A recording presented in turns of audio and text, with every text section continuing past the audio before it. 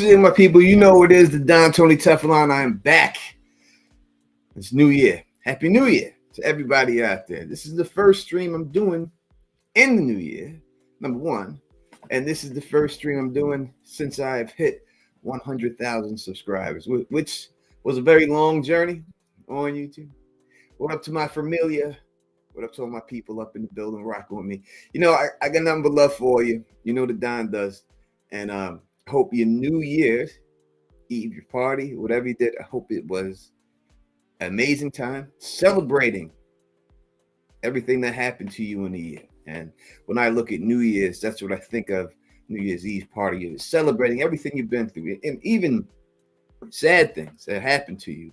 Celebrate overcoming them. Celebrate people who left you in the year. You celebrate every joy, every heartbreak, because you survived them. You know, you only can be tested, you know, and in life, there are no losses. There are only lessons, right? You don't take L, you take lessons. And you learn from all them lessons for that year, and you celebrate with your friends and your family that y'all survived that, and you made a new one. And you're about to embark on a new journey this year, hopefully better than last year. Let's say what up to some people rock on. My girl Carla Way, member for 28 goddamn months. Probably the longest membership I have. All the way from the land down under. Congratulations on 100K. That's right. We go. Now listen, we are going to do, I'll do a full 100K stream when the plaque gets here. And as soon as I get the plaque, I'll open up the plaque live with y'all. And then we are going to reminisce on the whole YouTube journey. And I'm going to try to get people who were with me when I started that YouTube journey, like Bard DePorto, who was my first ever partner, my man Mojini Linguini, try to get him on. I'm sure I can get Gray Area on. And other people, James Johnson, T-Baby, Don Willie, JD the Dragon, all the people who were there supporting me from the beginning, Alicia Kingston and all that. We try to get them all on. And we're going to do a whole bunch of reminiscing and everything else. And we're going to talk about all that good stuff. You know what I mean? That's how we're going to do it. That's so once that plaque comes, we'll set that up. You'll see it'll be called the 100,000 subscriber stream. And yeah, we'll talk about it. My man Bridge 4, of course, he better come. Bridge better fucking come. He got no choice. He has no choice. So this is a cheers to 100,000.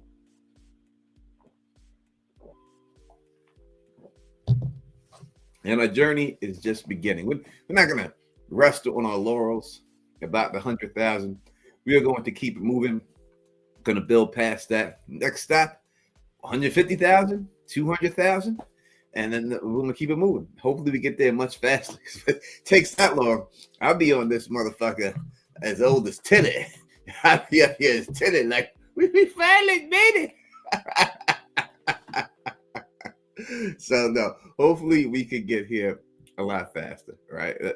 Than the next one and everything else. But we'll keep it moving. We'll keep it going. Regardless, the plan was to get that silver button. We got that silver button. Took a fucking long time, but we got that silver button. All right, but let me shout out to the people who are rocking here with us tonight. I said Carla Way. Tamika's Den is in the building, rock with us. My lady, the lady Ella Ma, is in the building rocking with me. As always, Hiko is up in the building rocking with me. Gabby is up in here. Fatima is in the building rocking with us right now. You know, we got more people. I should have said Gabby critiques. I should have said the whole thing because it could be a channel. Could be a channel, and if it is, go check her out. CP is up in here. She does the most. Is in the building rocking with us. Luna Lovegood is in here rocking with us. You know what I mean? She's Gary said, I've been here since God, so I'm proud. Thank you so much. Thank you so much. It's a long time. It's been a long time and a long time coming. And Shannara Moore is in here rocking with us. Is that your party? Here goes. So Tony, is that your partner behind you? Kidding. Love you theory. Yes, it is my partner, actually. Yes, I have slept with her multiple times. All right. And you got a problem with that, buddy? Those varicose veins, do it for me. All right. I just love them. Run your tongue right down them. Yeah, we starting the new year. So I'm at Terry Ferguson. Thank you for the super chat. What's good, my friend? What's good to you, man? Thank you. Thank you for rocking with us and everything for the whole time and everything. We good with that stuff, and everything. I know we're not here just to talk. Like we here to talk from, and obviously we're here to take your phone call. So the phone line is open. If you would like to call in, do I have they've changed a lot of stuff on here now, so it's hard to. It's the first time I've seen it and everything. This would be the number. It's not exactly the right. Let's change a couple of words here.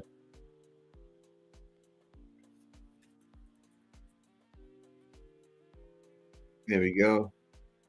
Okay. And maybe we can save that. And we can put that on there. All right. So there's the phone number to call in. 518-290-0848 is the number. We're taking your calls live as always and all that. And what I want to know from you, I really need someone to be on here rocking on me, especially in New Year. Where my people at?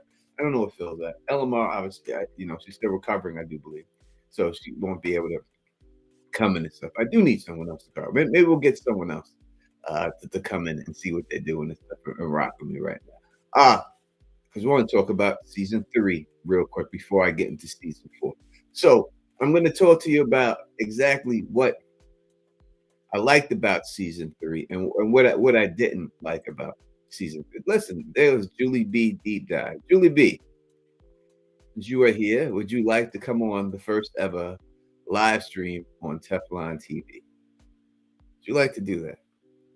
Of the new season, of the new year?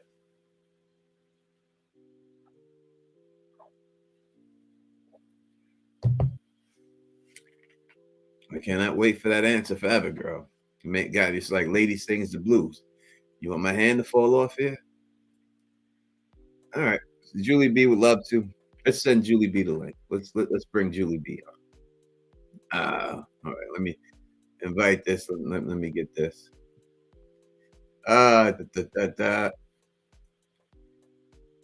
We'll bring her on.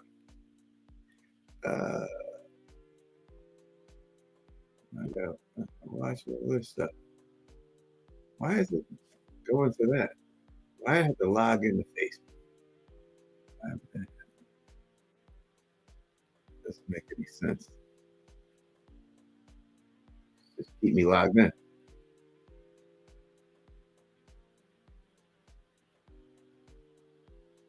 I'm just trying to get this out there to her.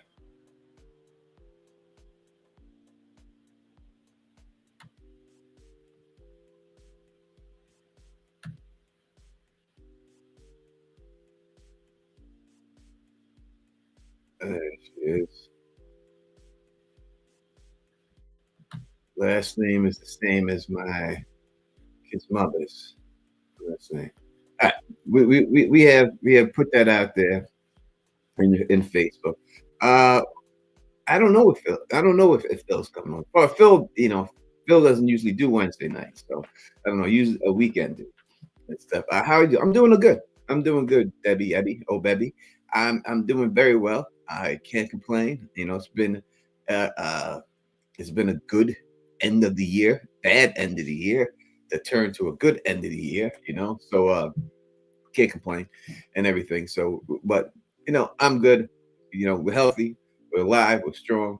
We're going to do something. You know what I mean? We're going to keep it moving and everything else and all that good stuff. So we'll see. All right, Julie B is here. She doesn't like to show herself on camera, but we'll add her. We usually don't do that, but we'll do it. We'll do it for Julie B today. What's going on, Julie B? Hey, Tony. Thanks for inviting me and congrats on 100K. I'm so happy for you. You so Well, deserve this. I appreciate it. I appreciate it, Julie. 100%. Thank you. Thank you. Thank you. Thank you. So, all right, Julie B. Right now, we're going to discuss right off the bat. We're going to say things that we liked about season 3 of From. Give me what was the number one thing you liked about this season. I think the number one thing I absolutely loved the reincarnation reveal. I thought it was genius. I know not everyone was thrilled with it, but I absolutely love it. That was my favorite part. That whole revelation.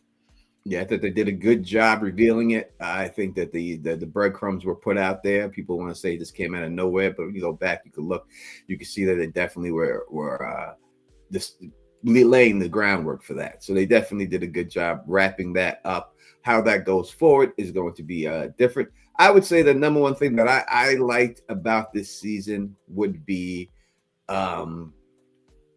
I liked, and though it was a very small thing, I like the time travel aspect of Julie. And so if I got you on, I'm thinking Julie. I was like, is that her name, Julie? Yes, Julie. I like the trend. I like that. I like where it can go. I think it's a double-edged sword, but the fact that they did that, I appreciated that, and I like the way it goes. And I also like that they eventually wrapped up who threw down the rope and everything else by using that, because that was a big question in the fandom for a long time. So that is what that would be my number one thing that I liked about this season. All right, number two. We'll go 3. What's number 2? Let's see. I loved the whole the ambush episode, the ambulance showing up back in town. I thought that was brilliantly done. I know there were 2 ambushes, but the ambulance coming back, that entire thing, I loved it. I know that was something not everybody loved because they thought Tabitha came back too soon. But I don't know. I thought it was done perfectly, and yeah, I thought it was a fantastic twist, and not just because we were right, you were right, and I agreed with you, but I just thought it was so well done. Yeah, I thought the ambulance stuff was good. Again, listen, I'm not going. Listen, I'm happy to have gotten it right and everything and all that. But the fact that how it was done, I thought was done good. One thing we will say about that whole situation, and it's going. We'll talk about this a little bit later after we give these points, is that wasn't supposed to happen in this season, right?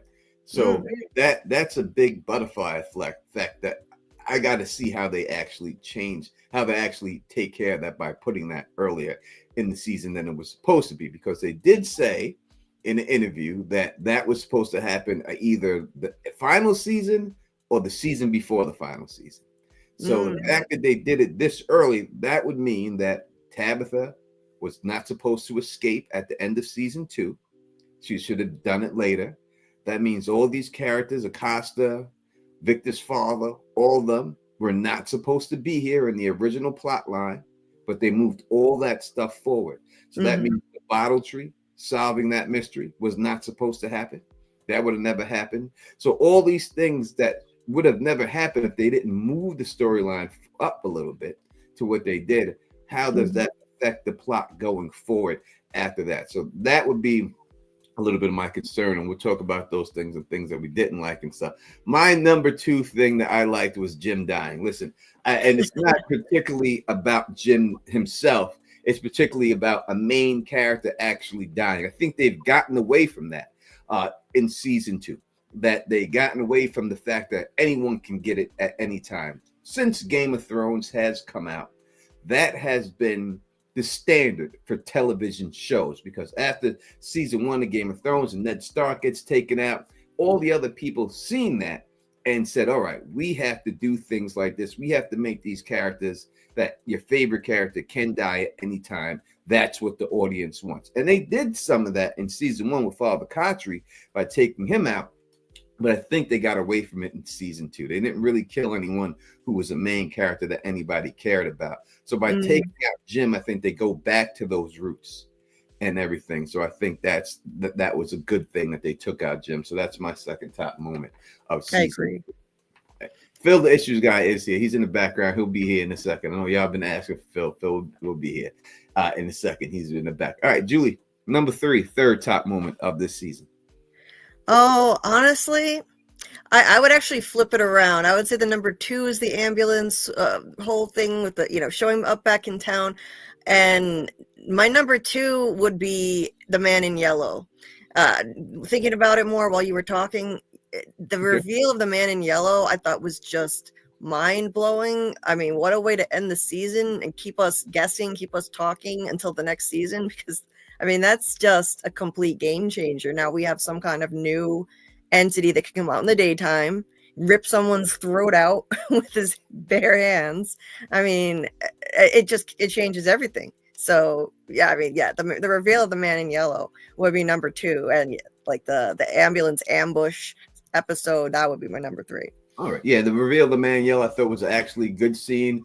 I like the way that the actor looks. Listen, I'm gonna let y'all know, I wouldn't say I'm best friends with the guy in the yellow, but I have talking to him multiple times since I've interviewed. He's an amazing individual, amazing person, amazing guy. I've asked him advice for certain things, and he's very freely giving me advice and stuff. So he's a real cool guy. I'm so happy he's in this show just for who he is as a person. One of the best interviews that me and Phil done was with him. And it's not just the interviewees, it's the interviewer who makes a great interview and everything else. Phil, how are you? I'm doing well. And we've talked about this before. It was also the conversation we had afterwards that was really good. And just to catch up with you guys, let me throw 2 things up that are 2 of my favorites. I mean, I think you guys mentioned some of them, but I'll order mine up later if I have to double mention. So I'll mention a couple other things that you haven't, for like favorite things that just popped in my head as I was listening to you guys start. Henry, just in general.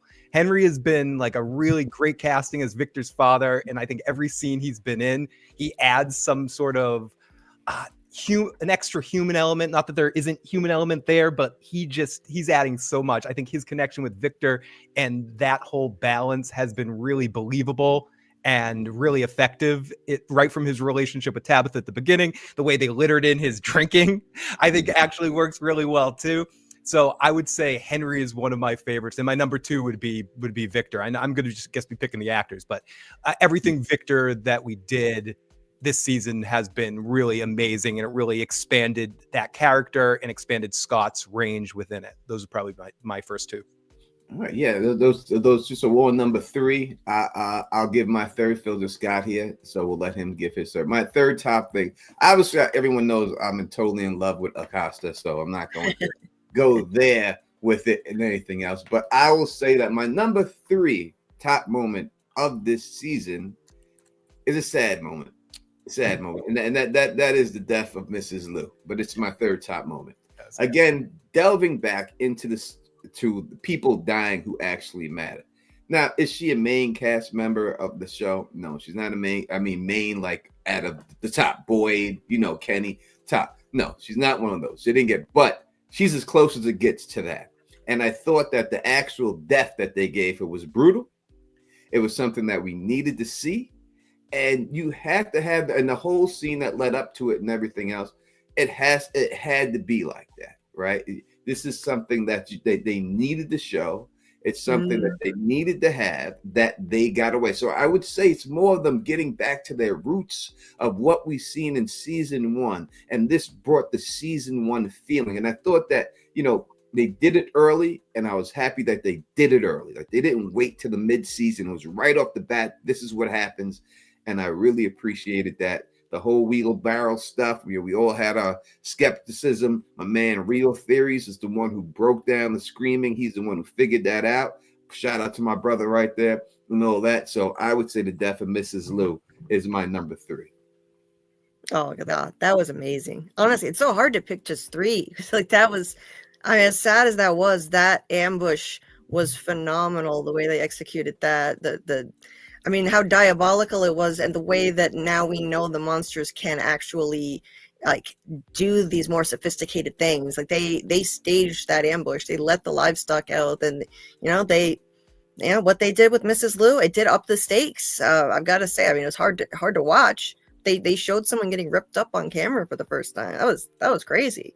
So yeah, and I would actually say that would be my number 1. Because I think that's the best that we've got to create fear and show a progression of, as you were saying, Julie, with the diabolicalness. Like it showed a progression of what they could do. It's like the Borg became intelligent, and they're orchestrating an assignment in that situation.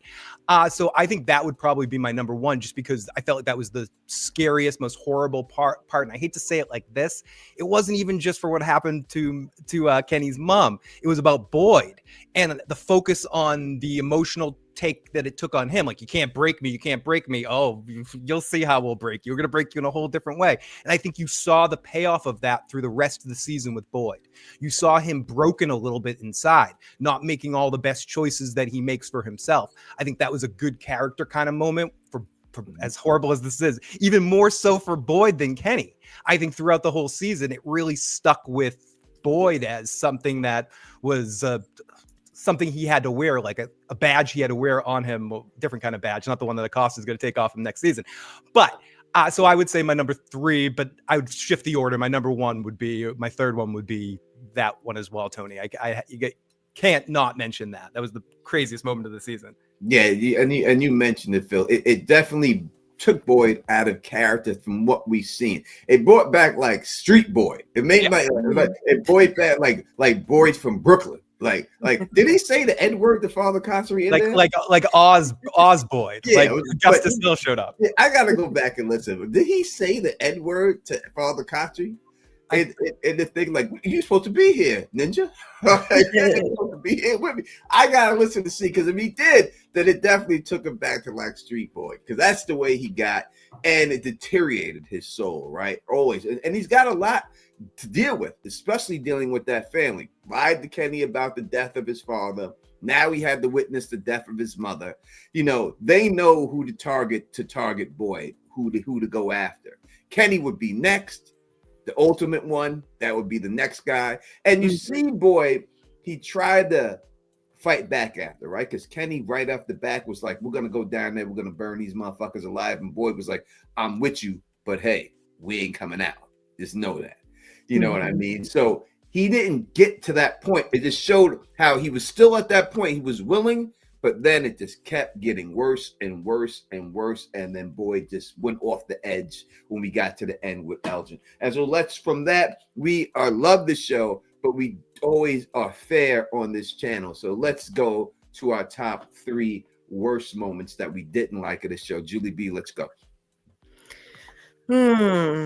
Worst moments. Let me see. I mean, honestly, there was an episode that was pretty slow, to be honest. I think it was it episode 7? Like, honestly, nothing really happened until the very end. It was the episode where Fatima murdered Tilly. Like, nothing happened. It was like, I think that was I'm trying to remember what they even did in that episode. It was mostly, I remember. So Tabitha took Ethan all the way out to the cabins, dragged him all the way out there just to have a pointless conversation telling Jim with Jade about her dream when she was a kid. And it was like completely unnecessary, to be perfectly honest. Like, it was just more exposition. They didn't have, like, nothing significant happened out there while they were there. So yeah, honestly, that episode was probably my number 1 in terms of weaknesses of the season. I'm willing to bet I can guess some of the dialogue on that scene. No, stop. No, stop. Yeah. All right. My number 1 disappointing thing is the snow itself. It did nothing. I understand that they had to shoot it in the winter because they shot in the winter, so they needed that snow to be there. But they made it out to be like things are changing and the snow is changing, that somehow it's going to be a crisis. Maybe I overthought it, but I thought there's people going to be out there freezing to death, and it's going to be like, it's going to be ice and some water. People are going to fall through it, and they got to turn them out. Maybe it was me, my expectations when I hear snow, but when I heard the inclement weather, I thought that it would mean more, and it actually meant nothing. It didn't affect any plot line. It didn't affect the crops. The crops are dying from something other than the snow. It didn't do anything at all, but looked pretty for like an episode and a half, and then it was gone. So I would say the snow, the weather was a disappointment to me. What about you, Phil? I hate to say this in case anyone liked it. I thought the way they brought Smiley back was kind of stupid. And I didn't like the way it looked. I even think the effect was kind of bad. Like it looked like he had like one of those giant condoms from the Naked Gun movie, like he took it off at the end, or like just throwing off a blanket or something at the end. Like, was there a plastic blanket inside of Tabitha too? I don't know. I don't mind in concept the idea of bringing back Smiley, and I don't mind in concept the way they sort of did a Freddy Vigo baby kind of thing going on, like Dream Child Vigo baby thing. But the way it all happened visually on screen, I thought could very easily be like a Mystery Science Theater 3000 kind of thing. It got kind of silly there for a few minutes, at least for me. I found myself laughing more than like even Boyd's face, grr, Smiley at the end. Like you got this like he was doing something. They're back. The most eating scenery I've ever seen Harold since Romeo and Juliet. Since Mercutio and Romeo and Juliet, it's like, I will get you a pox on all your houses. Yeah, and it was Smiley just with his arms out, like, and looking around, like, and everyone standing there. If they wanted to bring him back, they could have done it better. In all honesty, I thought that was very weak. I didn't like it at all. That was going to be one of mine, so I won't use it. But it was disappointing. You want to bring him back, you should have brought him back a different way. I can give it a much better way. This is how I would bring him back. If you want to bring Smiley back, right? Now, I'm going to ask y'all in the audience right now. And obviously, I'm not a writer for the show. They should hire me, right? And Phil. I'll be an advisor. But let me ask y'all this in the chat. And I ask Julie B and Phil, and please be totally honest with me, right? Let's just say they wanted to bring it back, and they wanted to bring it back through Fatima or something like that. I myself would have had him full grown. If you want to have him grow up like that, son, and kick his way through Fatima, or Fatima somehow. Have you seen Lovecraft Country? Because if you have seen Lovecraft, it's easier for me to explain.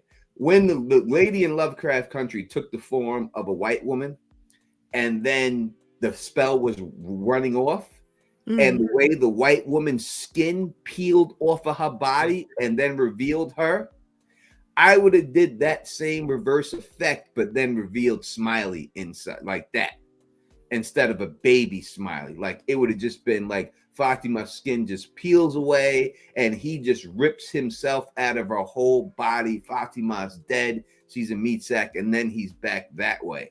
I would have rather seen it like that. I think they don't want to kill Fatima. They should have gave it to somebody else. Give it to a secondary character that's pregnant then. And just have her tend to her. But I would have seen him burst through her skin and just rip her, and then that's it. She's dead. This come right out. You see his face drip off her eyes. If you haven't seen that, go watch that. And Nightmare on Elm Street 2 does something similar too, Tony, where that's the one that doesn't fit into the whole Nightmare, where the kid turns into Freddy, and he Freddy kind of takes over his body and then kind of just pushes through his skin. A similar concept, but yeah. Some other people might have seen that too, but totally body, taking over the body, like Body Snatcher, more than delivering giant full-grown baby baby eggs. No one. Do you know what it was like? It was like I got a mattress protector or mattress pet topper delivered, and it was came in a very small package, and you cut it open, it was sealed, and then it expanded. It was like she gave birth to that. It was like Smiley sealed, and he expanded, and he grew. It was crazy. It was like one of those things you put in water and it expands. What does Smiley expand? I don't know. I'm sorry. That was definitely my number one. Yeah, I would have killed off that way. I would have made him come back that way. So that way there's a real cost to it. It's not silly. You just seen this chick get murked like that, how skin falls off, he's back. That makes it 1,000 times worse. I think that would have been a better way to go about it. Me personally, people in the chat, y'all can tell me if you like that or you really liked it. The egg. How did you feel about the egg situation, Julie? I liked it, to be honest. I liked it.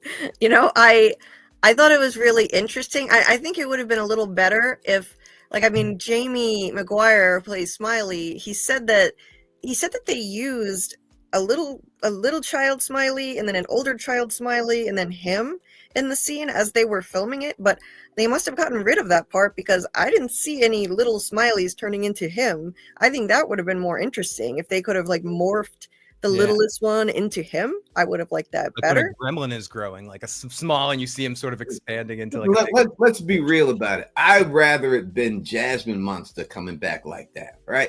Bring back Jasmine. All right, God damn it. They should have killed Jasmine off and then let her come back butt naked in the goddamn red goo. I would appreciate that more than Smiley Booty. No one want to see no Smiley Booty here. Who wanted to see the smiley crack? We've already seen his smile. We didn't have to see his other smile. We were cool with it, man. I'll second that. All right, Julie B, number 2, knowing that you did not like this season. Oh, before I forget though, did you guys notice how much that looked like the red squid monster with the when he was standing up? I think that's supposed to represent the shape of the squid monster on the wall, 100%. which I liked. Yeah, 100% it is. There's no doubt about that.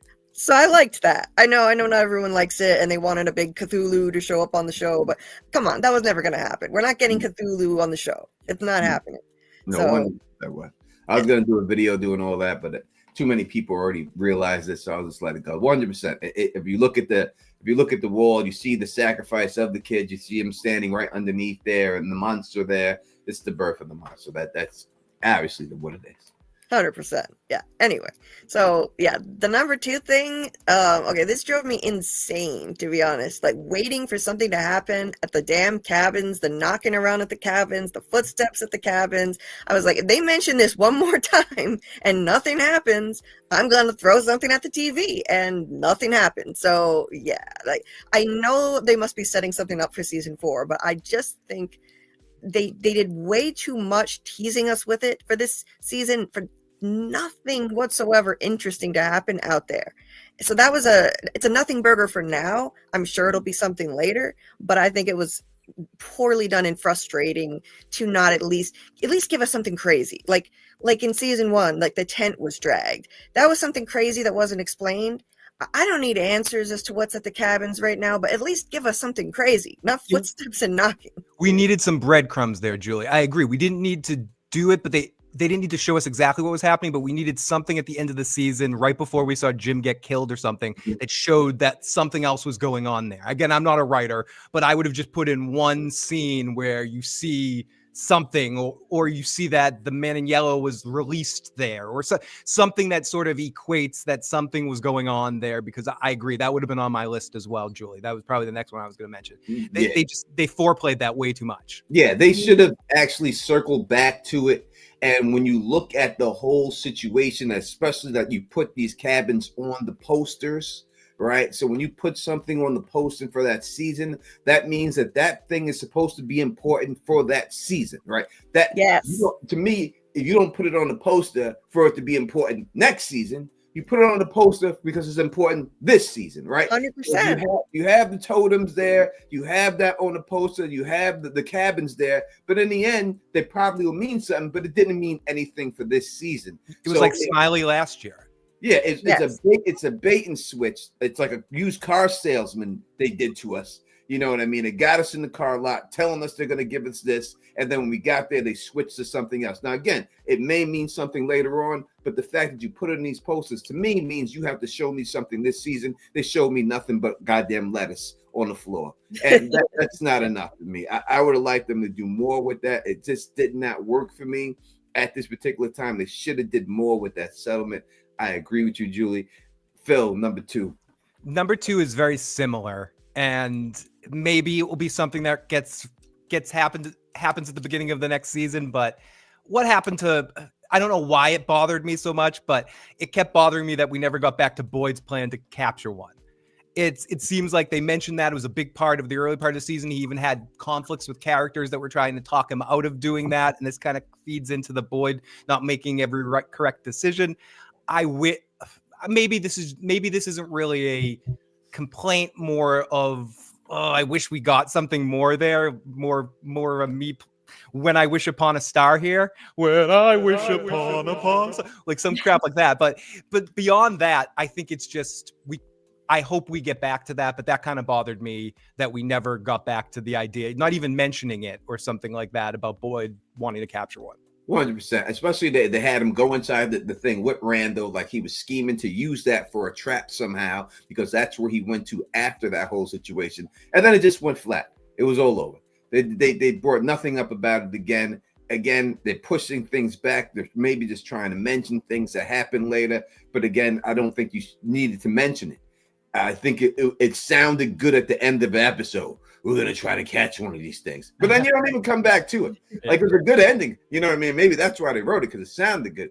But again, you need to follow back up on that. Now, as for I'ma stay Gold 42, I like the alien theory, hashtag totally not alien. I've heard people come on and chats and say the creators have busted the alien theory. And I'm not saying that's your voice. Stay Gold 42. I'm just saying it, Joe.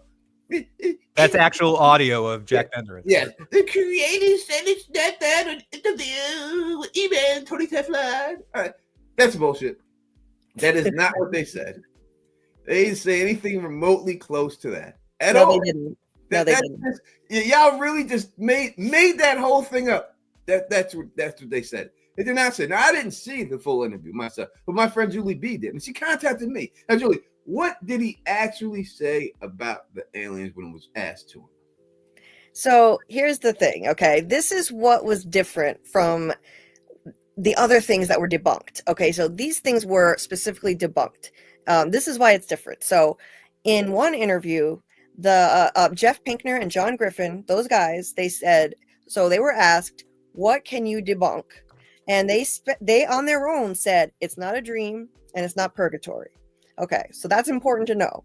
They were asked, what can you debunk? They brought those two things up. Now, in this other interview, okay, this was different because Jack Bender was asked point blank, so aliens are still on the table then? The alien thing was actually brought up. Like, can you debunk aliens? Can you debunk a simulation? And Jack was kind of hedging. And then the interviewer was like, okay, so aliens are still on the table? And Jack said, if people want to think it's aliens, let them live and be well. That is what he said. If it actually had something to do with aliens, he wouldn't be able to say anything. Okay, so that's not a fair question to ask. And that is not debunking the theory at all. It doesn't. So, it doesn't debunk it whatsoever. If that, kind of a poker tell. It was a kind of a tell, because you would have nothing to say there, because you can't say that it's not that. But the fact that they were so adamant about the other things they told you it wasn't that, and then he wasn't adamant about this. He did not say it wasn't aliens. He goes, well, if that's what people want to think, they could think that, right? So that's a non-answer. That is not debunking it. So I just want to clear that up for the people who want to hate on the Don about the aliens, because I had an expert figure it out. We have all sorts of stories, mythologies, legends that could be interpreted as gods, who in reality were misinterpreted extraterrestrials. And that's it. All right. So let me go into my number two real quick.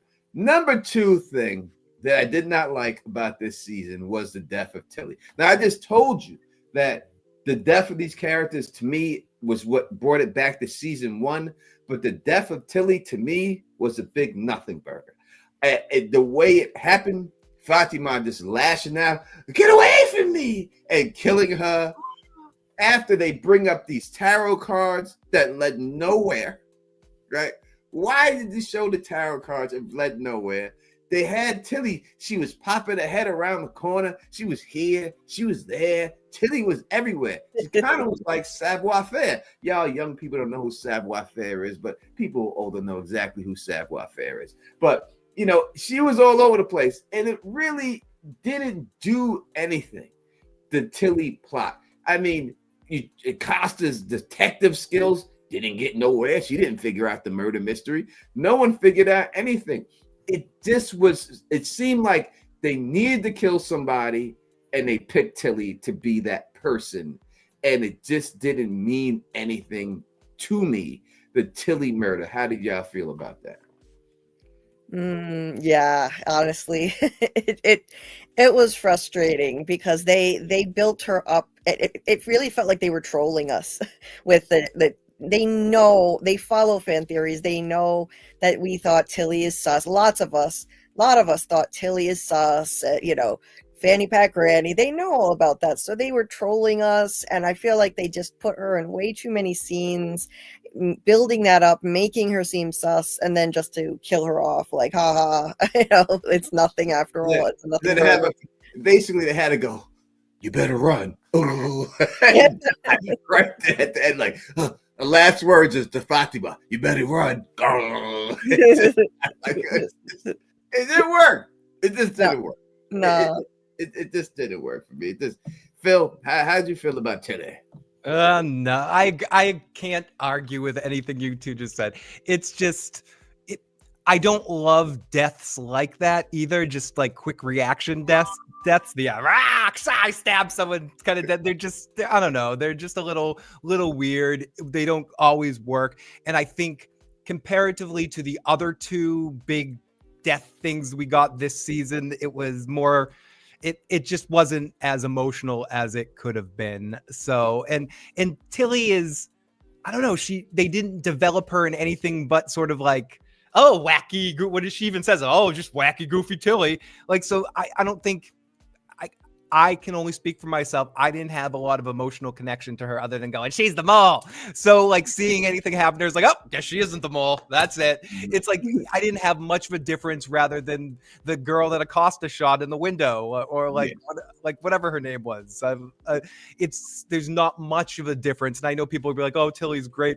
Yeah, she was great. She brought some great energy to the show, but I feel like they didn't make me care about her enough to make the death. Again, it was supposed to be a Fatima situation, and I think they had already established everything they needed to do with her. And I still think, as bad as it did, they didn't really establish her drinking the blood versus the eating the garbage and turning into a killer. Like, how did Smiley affect all of that? How much is that Fatima? Like, I don't feel like that was all clearly defined, and maybe it will be as time goes on, but it was a little yada. Yeah, without a doubt. KP says, what the fuck is Savoir Faire? Savoir Faire was a cartoon back in the day about this little dude, Savoir Faire. And they always tried to capture him, but they could never capture him. And his tagline was, Savoir Faire is everywhere. And that was it. He was always, and every time at the end when he get away, he'd be like, Savoir Faire is everywhere. and that's what it was. And they could never catch Savoir Faire. So that's who Savoir Faire is and stuff. You listen to hip hop people in the songs from the 90s, they bring up Savoir Faire all the time. You say, I'm everywhere like Savoir Faire. Blah, blah, blah, blah, blah, blah, blah, blah, blah, right? So Savoir Faire is a legend. He can't be caught. They always tried to catch him. They couldn't, and he's everywhere, baby. Savoir Faire. So now you can say it yourself, KP. Savoir Faire is everywhere. And that's what it is. All right, we're going to go into the number 3. Your third, if you don't have one and you liked everything else, you don't have to. But if you got number 3 right there, we're going to start with Julie B, of course. Julie B, number 3 moment you didn't like this season. Okay, so I honestly hated the way they left the Eloise thing open again in the finale. I hated that because I just feel like at this point they should have just made it clear. Like it's like they're teasing us at this point. That they had the mention of so in season 2, Victor never said what happened to Eloise ever. He said that she ran after their mother, and he never said what happened to her. All of a sudden in season 3, he's telling Sarah, yeah, my mother and sister died. And so we think, okay, maybe she did die, or maybe he's just not remembering right. And then in the finale, they go to the graves, and it was kind of a weird reaction for me. But when I saw the second little, not grave, but little rock memorial that he painted, I was actually happy. I was like, yes, finally we can close the book on this. We can stop with the endless. Everyone is Eloise. Maybe Abby was Eloise. Maybe Acosta is Eloise. Like, oh my God. Enough. Julie, maybe you're Eloise. Maybe I'm Eloise. I'm still going with the Sarah Eloise thing. I ain't getting off that shit. But until I see it, I'm treating this like a like a like a comic book story. Until I see it, I ain't gonna believe it. Obviously, they put that in there and they said it that she's definitely alive. The pieces were so small. I think it was her. They Exactly. left it open. She's such a good hider. Yeah, they really snuck that one in there. Like we see her, we're gonna be like, oh my god, she's really alive. Hey, pretty obvious what they were doing with that one right there, right? Like, so they could have just debunked the whole thing, got rid of Eloise, did that thing, but obviously Eloise is going to be alive, and I agree with you, Julie. I'm glad that the whole other Eloise is not this person, that person, this person, that person. I mean, the people who were on those theories were right about it was going to be a person switch. They just got the people wrong in it all, but they were onto it, but they just got the people wrong. But Phil, what was your number 3? This is going to be a tough one because my number 3 probably would have been one of the ones that was already mentioned, but I do have another one I want to talk about. And I don't even know how to correct this necessarily because it's just in basic story structure. I don't like how underused Christy was this season. I feel like she was more of an essential part of the storyline in the first couple of seasons. And in this season, she seemed to be in the back a bit more than I liked. I enjoy that character. She seemed to be the scenes when she has on Boyd. She's one of the only people that feels like she can come at Boyd with an even battle like Cautry did and kind of battle him and put him in his place, even more so than Donna in some ways. She just really knows how to like get to Boyd and kind of connect with him. So I just hope that, I guess this isn't really a complaint, more of a hope moving forward. I hope Christy becomes more of a focus again in the next season because I can't even quite explain it. I'd have to rewatch the season to quantify it. And if she was in less scenes or something, it just felt like she was less a part of the main story this season and more of a background character rather than a focus character. And maybe it was because so much of the storyline of this season focused a bit too much on the Fatima and Ellis aspect of things.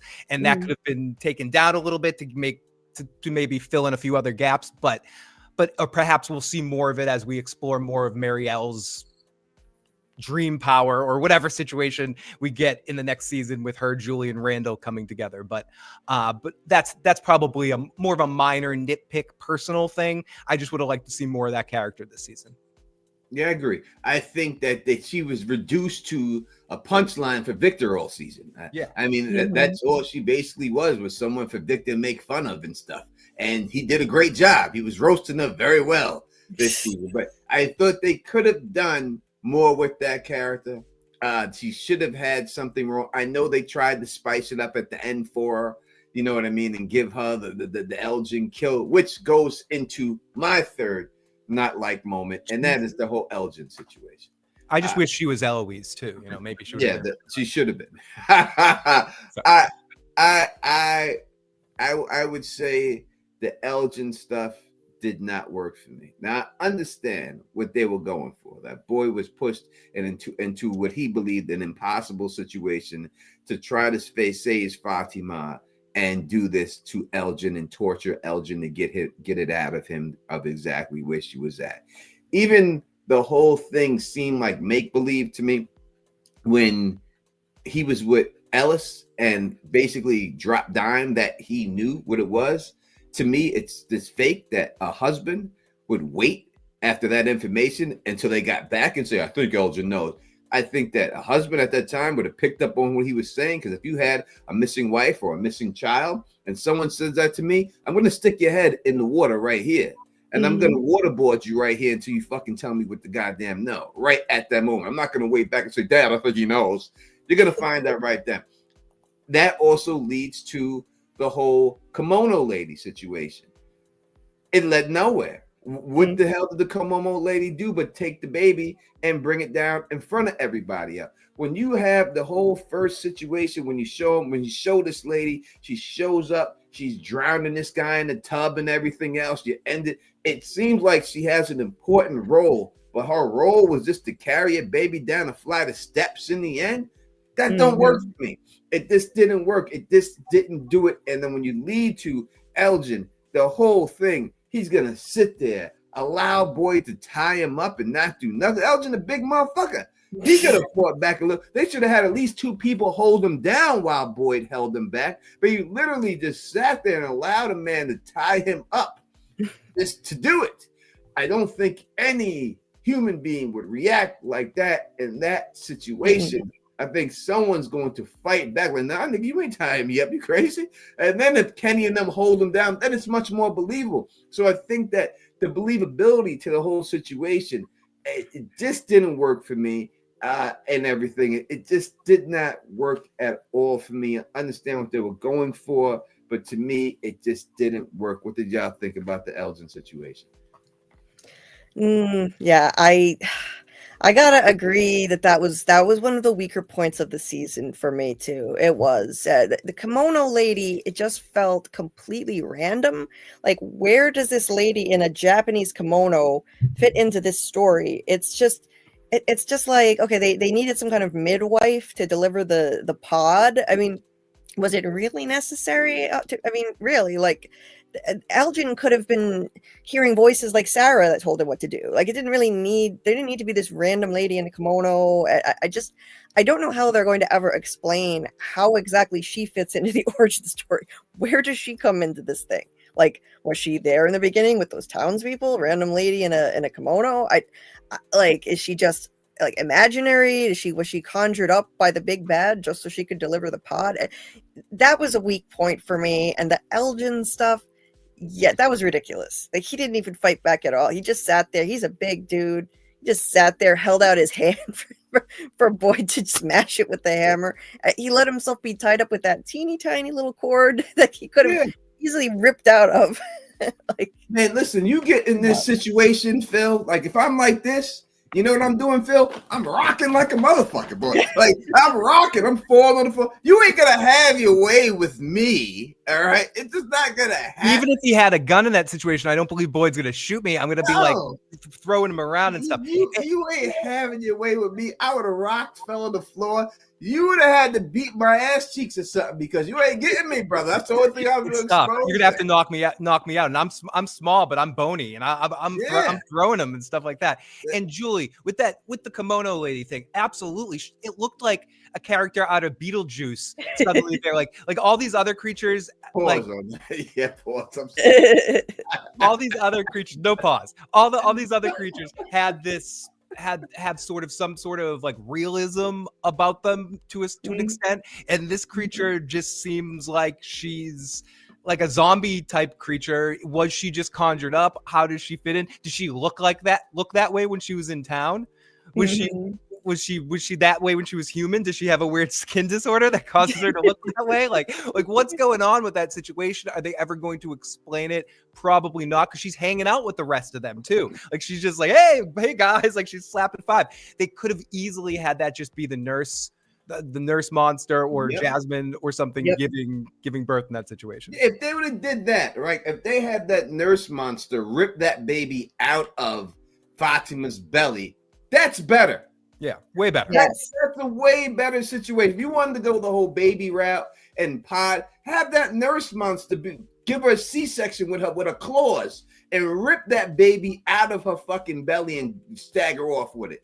That's a better way. You don't just have her poop an egg and then after she obviously we know the poop don't come out of there, but you know what I mean.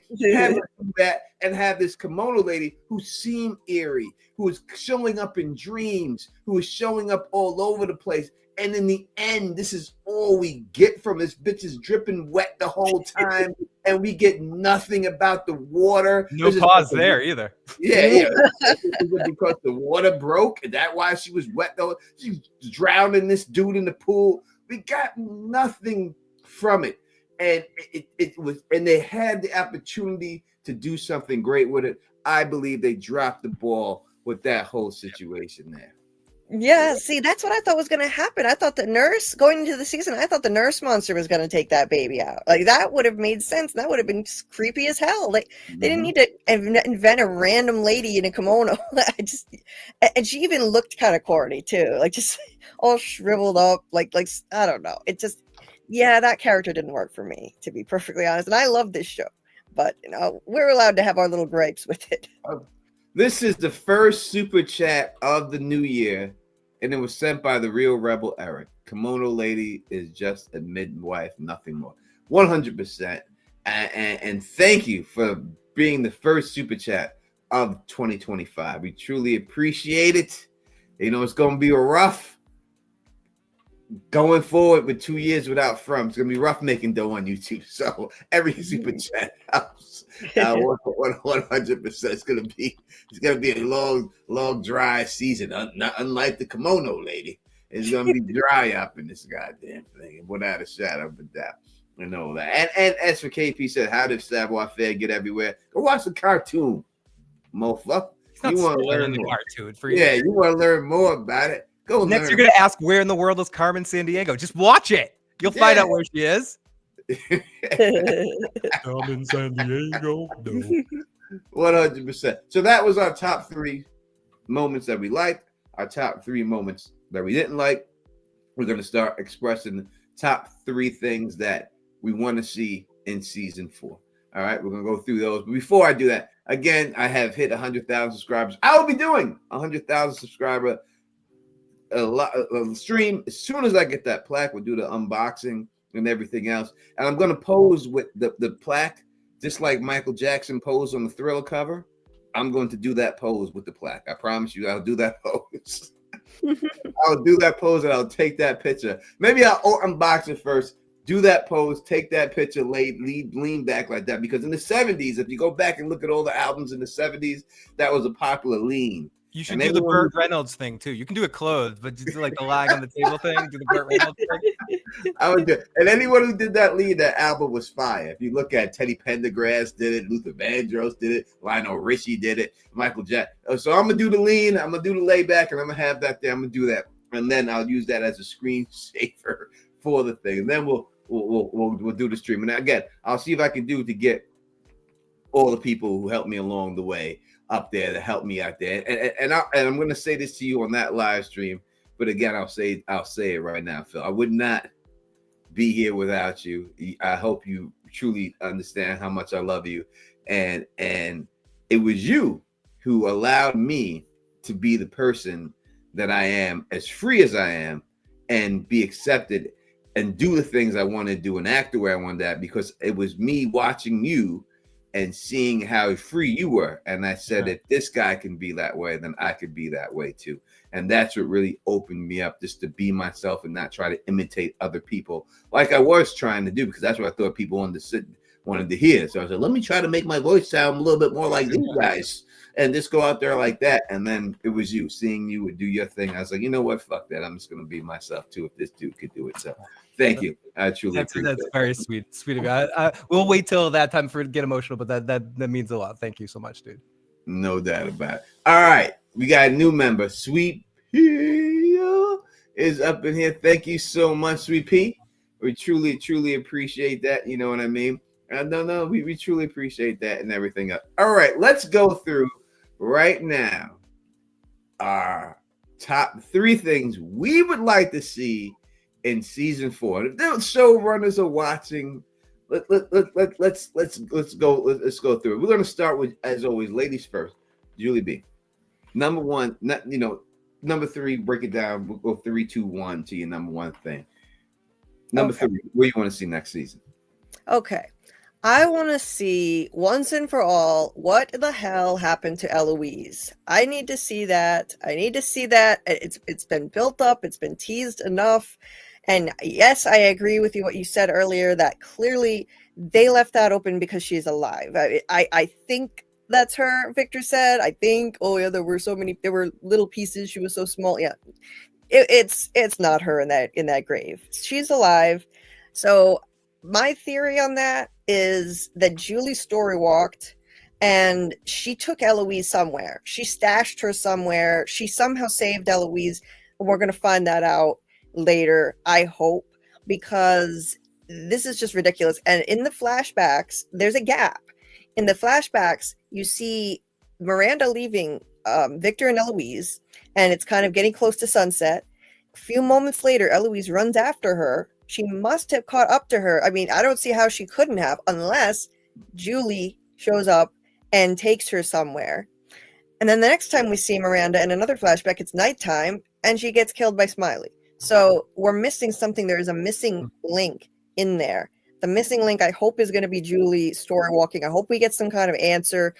If it's not that, then give us something, because clearly there's something missing. She's alive. She's either out at the cabin somewhere, or, I mean, if she did die, I agree with you that she would be reincarnated as Sarah. But give us an answer.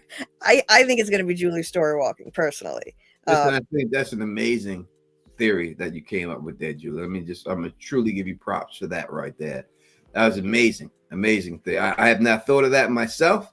I think of a lot of things. I've never heard anyone else say that is truly an amazing theory, and I do think that 100% that's 100% plausible for it to happen. Thank you. I appreciate it. I'm going to make a video. I just haven't gotten around to it yet, but thank you. Make it quick before someone steals it. Yeah, that happens to me all the time in these damn live streams. I say things on streams I don't remember. I'm like, oh my god, that sounds familiar. Oh yeah. So somebody did that on all shows. My number three thing that I really do hope happens, based on what Tony said a few seconds ago, is I want to see Acosta invite a fan onto the show and go on a date with him. Like I want to see like one episode just be sort of like like one of those like singled out dating game shows, and it's Tony. I want to see Tony get an episode that's dedicated to him and Acosta's future relationship. That's number 1, 2, and 3 on my list because Tony deserves it. That's what I want, Tony. That's my vote for 1, 2, and 3. We need you're right. We need to talk that. You got to talk these things. I'm manifesting it into existence. And okay, aside from that, I want more of the boy in white and how he's actually affected into the story. How does he connect more? I feel like we're getting breadcrumbs of him. Are we ever going to get anything more, or is he just going to be secondary through the whole series? But other than that, number 3 on my list, the real answer is Acosta and Tony, the dating game. 100%. I agree with you. And I do also agree with you on the boy in white. We need to get some more information about the boy in white. I mean, they bring him on here. I mean, what are we doing? Season 1, let's go through it real quick. Season 1, we see him wave. That's the boy in white. Basically wave, boy in white. Season 2, he pushed the woman out the window. Season 3, don't cut down that tree. That's basically it from the boy in white. Right? We really need to get more into the boy in white, more information. Cut down the damn tree. What's he gonna do? Sorry, Victor. Sorry, Tony. Victor, what the F? Get back there and what the fuck? What the F? Get back there and cut down the damn tree. I'm sorry. Yeah, that's when you have to ask right then, and you go, why?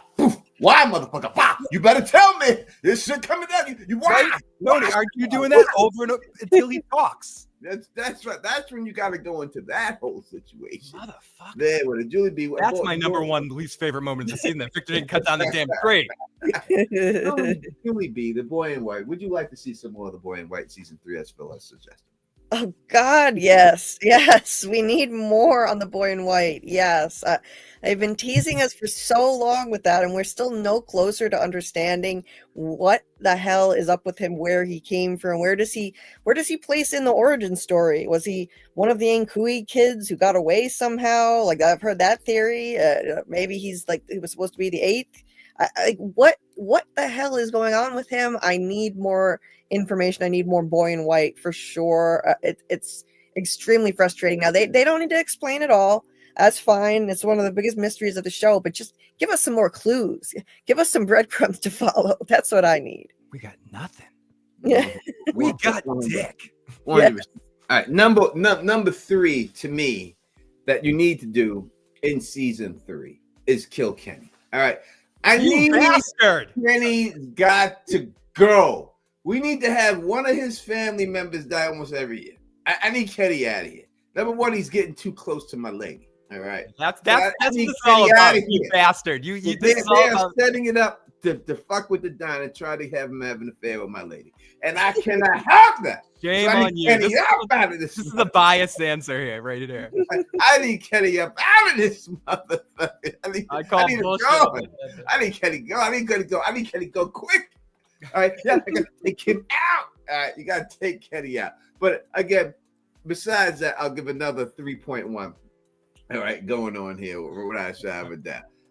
I need them to kill at least 2 people from the main cast. And when I say main cast, I mean Boyd, I mean Donna, I mean Kenny, I mean I need the nurse Jade, Tabitha. I need 2 of them to go this season. I need 2 of them to die. You have to start. Chrissy, I love her. I hope she don't die. She got big feet. We know that. We're not holding it. And the Bigfoot stepped in the big ass bear trap, and it led to nothing. It led to nothing. No infection. It went right through. We got one of those action movie lines from the side. It went right through. It's fine. Yeah, I mean, that's what you get that with the bullet. It was like an Arnold Schwarzenegger last action hero line. Like it went right through. It's a The bullet passed right through. It's okay. You know, that was funny. The bullet went right through. Yeah, you did nothing with it. In the end, she just got a big ass foot caught in there, and it's bruised up, and she laid up, and that just gave access for Randall to get up in there before Kenny. Kenny got no game. Kenny should have been up in there. Instead, he in Conley house. He should have been in there. Randall ran right up in there, living with these 2 chicks. He got no game, right? So they need to kill 2 people from the main cast to start making this believable that people have to die. I know we get attached to actors. I know people like seeing people, but these people got to go. We got to start knocking some of these people off the board in order to make this show feel like everyone has a chance to get it. Tien Chan was, I hate to see it go, but I understand. Jim, perfect. You got rid of him. We need more than that, Jim. It's not enough for Jim. You got to really kill someone that's no one likes Jim anyway, you know? Exactly. Listen, if you got to kill Ethan, you got to kill Ethan, get him out of here, right? You got to kill him, get him out of here. He's aging too much anyway. That's one way to solve the problem. We need to see something that's really going to affect. I love the kid. He's a good actor too, but he is. But it is one way to handle it, and that would be an emotional death. He's another one that we don't want to see anything happen to him. It would be great to see that actor there for the whole run, but he's another one that could be on that list, Tony. If something happened to him, that would be an emotional destruction. Yeah, listen, if I was in that house and it was Marielle and Chrissy and me in that house, I would tell you exactly what it would be. Go find the Curtis Blow video, If I Ruled the World, and look at the opening scene with him and the 2 chicks, and that's what it would be in there. It would be just like that. In fact, I might find it and then have it there and everything else and put it in the video. But go look at If I Ruled the World, Curtis Blow, and that would just be me as Curtis Blow, and you would see that. That's the way it would be in that goddamn right there. Yeah, guaranteed. So yeah, I need more depth. What do y'all say about more depth of main characters in this show for season 4? I need to see it. I have to say the cast, I love them all. I hate to see people go, but the cast is too big. There are too many people that when they brought the bus people in, I mean, it was obvious this season that they were struggling to find enough screen time for everyone. So they would literally just pop in these pointless little scenes just to remind us that, like these people exist, like Bacta reopening the diner, like these pointless little things. Okay, we're going to check in with this person, check in with that. Like, no, it resulted in less screen time for the people that we really want to see more. We didn't get enough Sarah. We didn't get enough Jade. It's because the cast is just too big. And I was expecting another massacre to happen in this season, and we didn't get it. They said a few of our most beloved characters are not going to make it out of season 3. Well, by my count, that wasn't a few. No, Tien Chen, yes. Not Dale. Dale doesn't count as much as I loved Dale. Yeah, Tilly doesn't count. Tilly is not one of the most beloved. And Jim, how many people consider him beloved? I feel like Fatima should have gone. They should have taken out Fatima. That was a mistake. You know. Yeah, I agree. Fatima should have died. They should have got rid of her. And the other two, I mean, Dale, listen, love the person who plays him, but the actual character Dale, the only thing good about it was the way he died. You know what I mean? That's cool to see the way he died like that. That's it, though. You should have had someone else do it. And Tilly was just a non-substantial death. Like it feels like they played spin the bottle and had to kill someone that landed on Tilly. And that's why they decided to get her. This didn't lead to anything. It didn't make sense for her to get killed. The lashing out of the evil. It's like when they had Daenerys Targaryen in Game of Thrones, and they said, "Oh, Daenerys went mad. That's why she burnt the city." She didn't go mad. She had a bad hair day. You did not set up her going mad. You just had her go mad. She was justified for doing what she did. They just killed her best friend, and that's why. But they wanted to say, "Oh, she's mad like the Mad King." They did not flesh Tony, that that's out because they in the tried to movie. do 2 seasons worth of growth that they should have done to grow to that in 15 minutes, or like less than that in like 5 seconds in a quick scene. And I agree, so much more blood and murder. I want to see blah. I want to see lots of blood and murder, like a death metal concert. No, I do think we need to see more stakes. But I think this whole death thing, I think, goes back to season 2. I'm not going to blame season 2 for season 3 or carry it over, but one of the 3 of them, at least, if not all 3 of them, should have died at the end of season 2. I mean, maybe Julie could have survived, but then I know they're not as big of characters, Randall and Marielle, but even still, having both of them die in that situation would have like crazy staked it up at the end of the situation. And Julie maybe almost dead, and we see that she survives in the next season.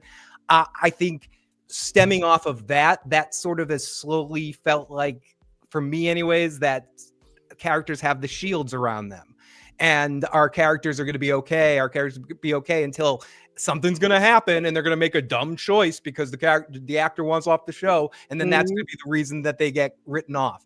And I want to feel like when I'm watching it, what grabbed people, or what grabbed me, can't tell people what they think. What grabbed me about season 1, a lot of it was the feeling anyone could go, the feeling that you have to be uneasy watching around. Anything could happen. Any moment, a porn stash can open the window and lots of people can die.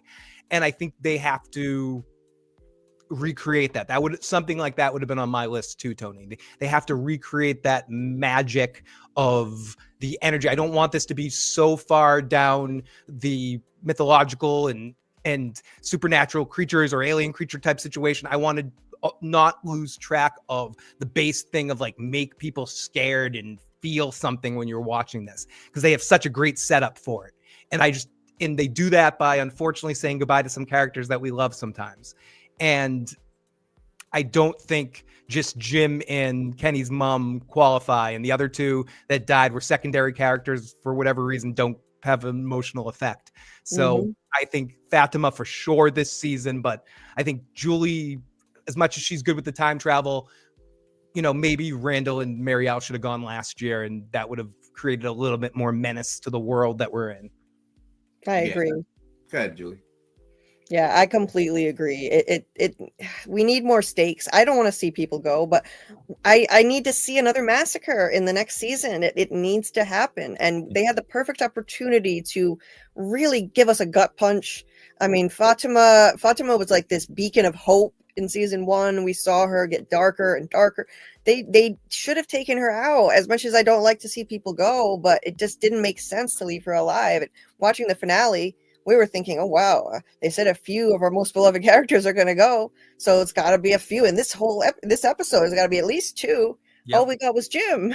So, yeah, that's frustrating. So I, as much as I hate to see people go, I think they need to take some more people out and give some more space to other characters to have more developed storylines, more scenes. Give more scenes back to Jade. I want to see that in the next season, and less with the secondary characters. I feel like the strongest ones are the characters from season 1.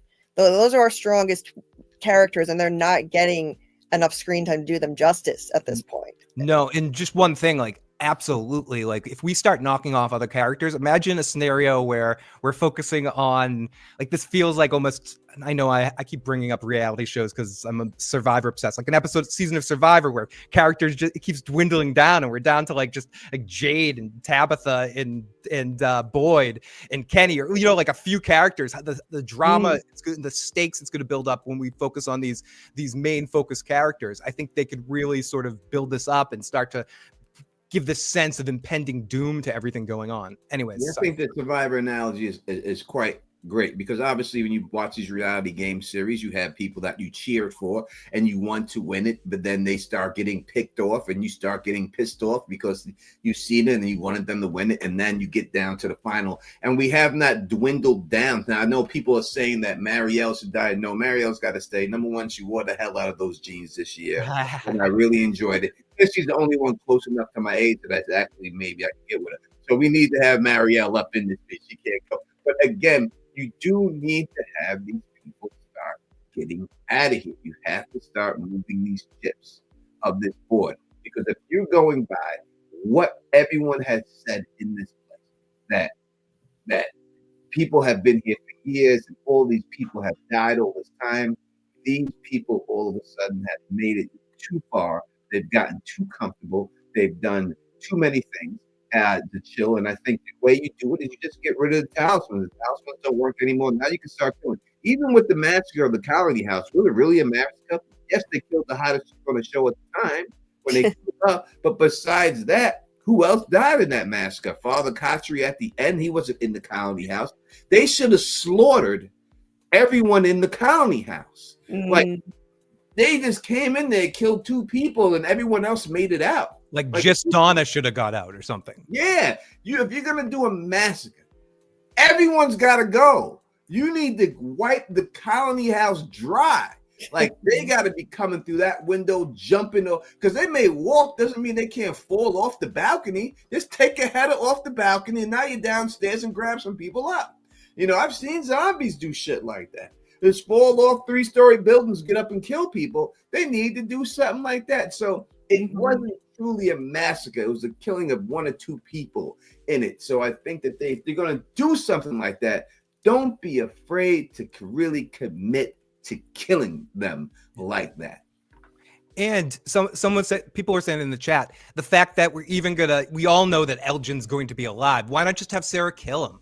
I got the information and he dies there too. Like, that's just another situation where I like Elgin. We love the actor. Can't wait to Nathan. He's a great dude. I don't want to see him off the show and blubbity, but in that moment, that's a good opportunity to take another character off the board so we don't have to worry about them in the next season and take away from other storylines. Because it seems like he served his role in that particular story and seeing him, it costing him his life. Instead, I know what's going to happen. We're going to get into a storyline where, which I'll mention it as my next one. I'll say. All right, we're going to Julie. Julie, number 2 thing you need to see next season. I need to see something huge happen down at the cabins. I need to see something horrifying, like something to pay off everything that was teased in this season. It's got to be like a major event. I mean, we were sitting there on pins and needles, like watching that night where they were camping out there after they knocked the totems over. And they even said, oh, maybe these totems were warding off evil. Well, okay. And you knocked one down. I want to see a payoff for that. I want to see some kind of new threat out there, or I don't know, maybe the man in yellow comes, they go out there to collect more food. Maybe they have to spend the night. The man in yellow comes, takes out a whole bunch of people, including somebody important. Make it intense. It needs to be a main character death, I think, to really finally pay off, because I agree with what you said, Tony, that the cabins were on the season 3 poster. They should have been a huge development, and it wasn't. It was just a setup. So I need that in season 4. That's definitely something I need to see. Yeah, it would be like, say Freddy Krueger is on the poster and all of a sudden he's got a new weapon on the poster. It's not just the glove, he's holding the axe on the poster. Now, if you see that on the poster, you're gonna say Freddy gonna hack somebody up. But if you get to the end and you see him start making the axe at the end of that, like, what the fuck was that? What was that? We need to see him hack him up. Again, I think you're right. These cabins were lackluster. They needed to do a little bit more on the cabins, and I too, hopefully. And to me, I'll be honest, just Eloise knocking's not good enough for me. No, it's not. That's not going to work. Like, if all these knocks and all of a sudden they open the door and a lady walks in with a dirty face and goes, "I'm Eloise." I don't know. That ain't gonna do it for me. That ain't gonna make me, oh my God, it was Eloise on the lawn. I don't care about that. You're gonna have to do something.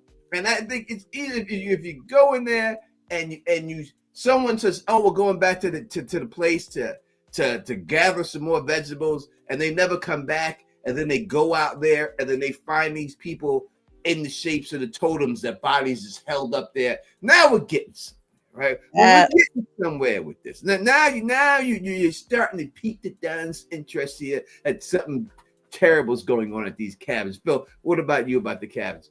Yeah, the cabins definitely would be on my list. We were talking about that and things that were disappointments for the season, and I'll continue to add to that. It needs to be something big there, and I guess that connects a little bit into one of my other hopes, but there needs to be some payoff to what we saw when they took apart the totem. The totem got taken apart. That did not happen for no reason. I tend to think maybe, or I don't even think this, because I think he had. This is why learning more about the Man in Yellow, which is going to be on my list, is did that release him and allow him to travel more freely around or something like that? Whatever that did, I don't mean to say the dumbest thing any human has ever said in their life. Whatever that did, it had to do something. I don't know what did, but did something, you know. But it had to have. Like, they focused on it too much. There was too much of changing those. I think I can't remember if it was you, Tony, or somebody else talking about some of it similar to what we've seen on the talismans, like some of the shapes on there. There is something that was protecting something that got released and something is messed up in there. I don't know what it is, but it's something. Damn it. No doubt about it. I agree with that. Let's just go to these super chats. Luna, thank you for the second super chat of the new year. It says, if they want us to really be in fear, the TMYL, the Man in Yellow, needs to kill in mass. No monsters, but the Man in Yellow. I think he's a main character killer.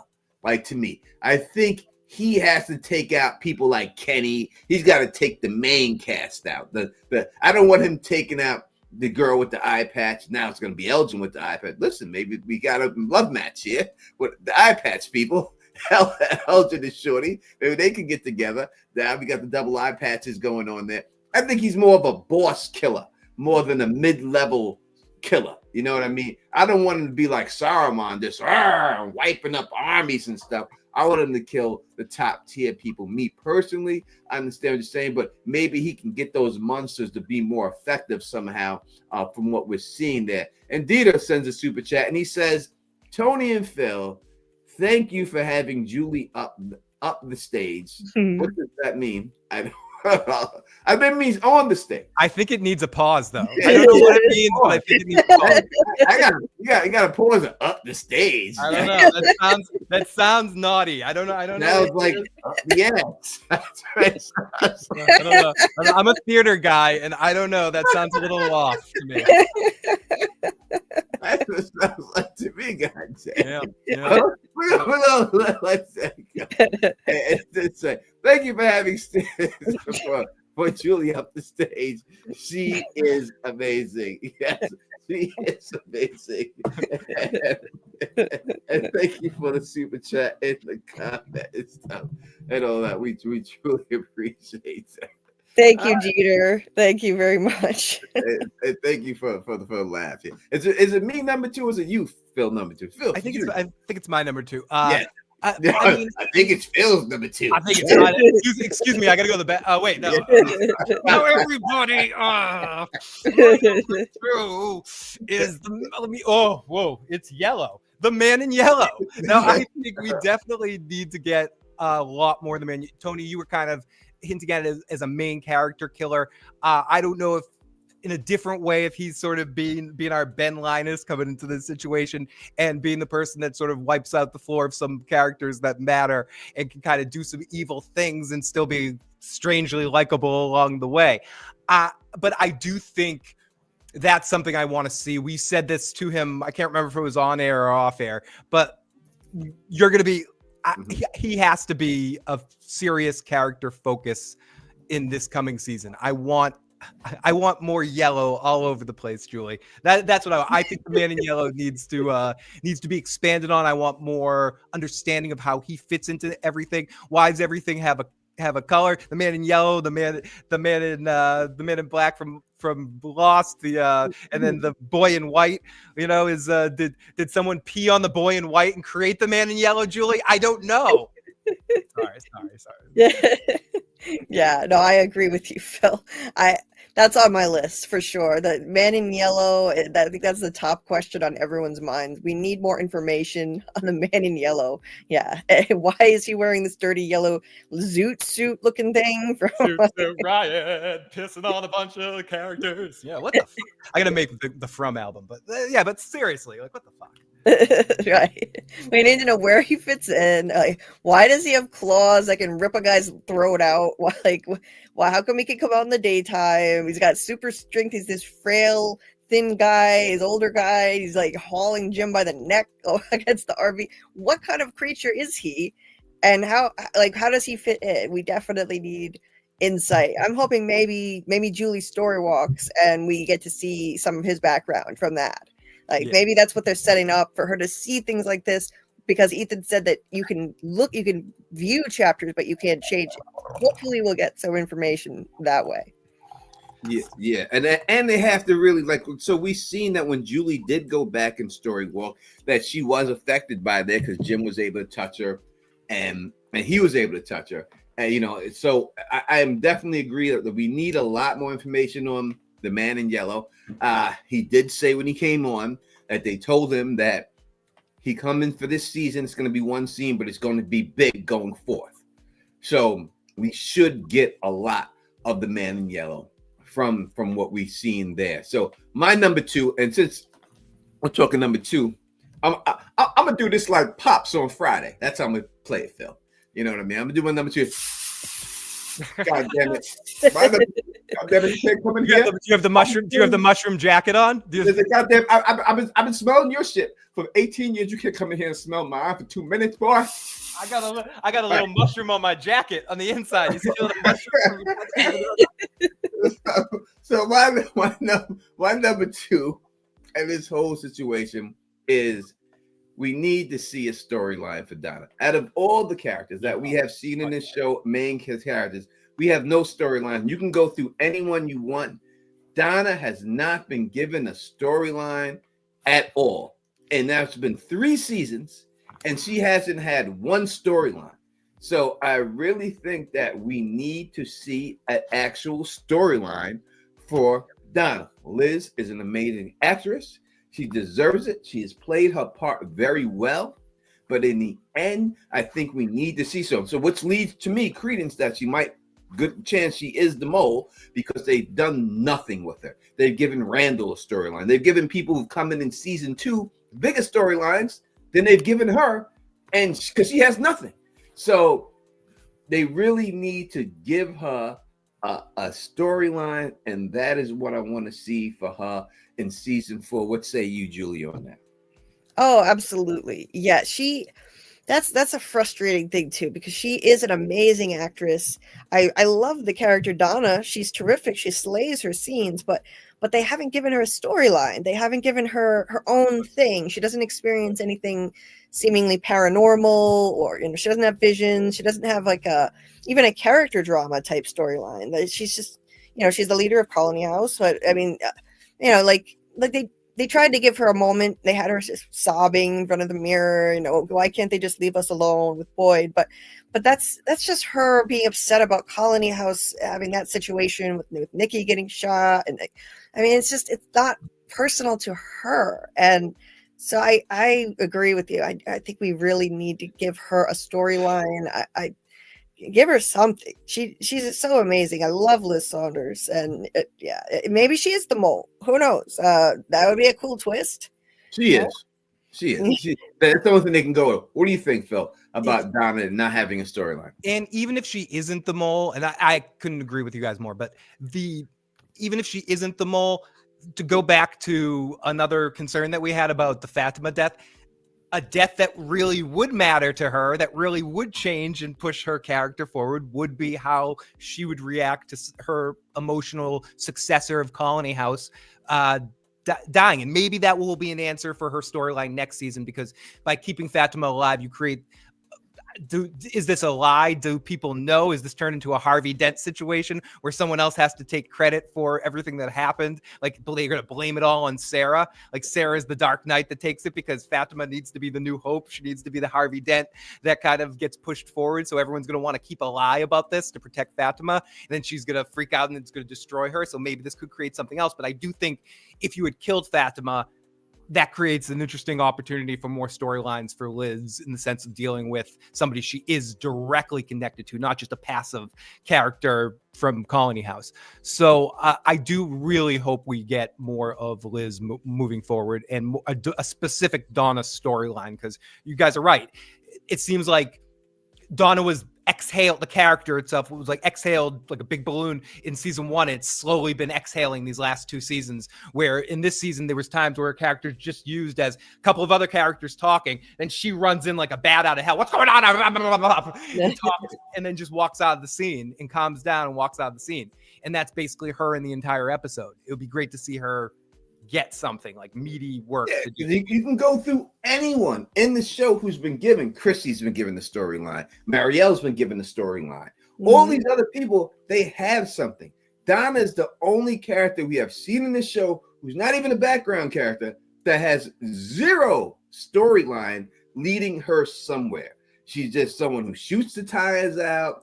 She's somewhere who talks to Boyd and gets some exposition there, but actually for her own storyline, she has none. So I do believe she needs to have someone's calling in here. Let me see. She just puts her hands in her pockets. Yeah, she did. Let me just say hi and then tell them call back. From we each get another one. Oh, of course, it's Cave. I was gonna say I bet it's Cave. KP, call back on Phil's line as soon as we're done with this. All right. All right. One. I was gonna say start playing Jeopardy because he couldn't hear me. All right, so we have given our number 2 and situation and everything else. God damn it, we are giving our number 2. Judy, it's up to our number 1. What's your number 1 thing that you want to see this season 4 coming up front? I like your game show host voice. It's nice. I want to see Julie story walking to different cycles of the past. I want to see glimpses.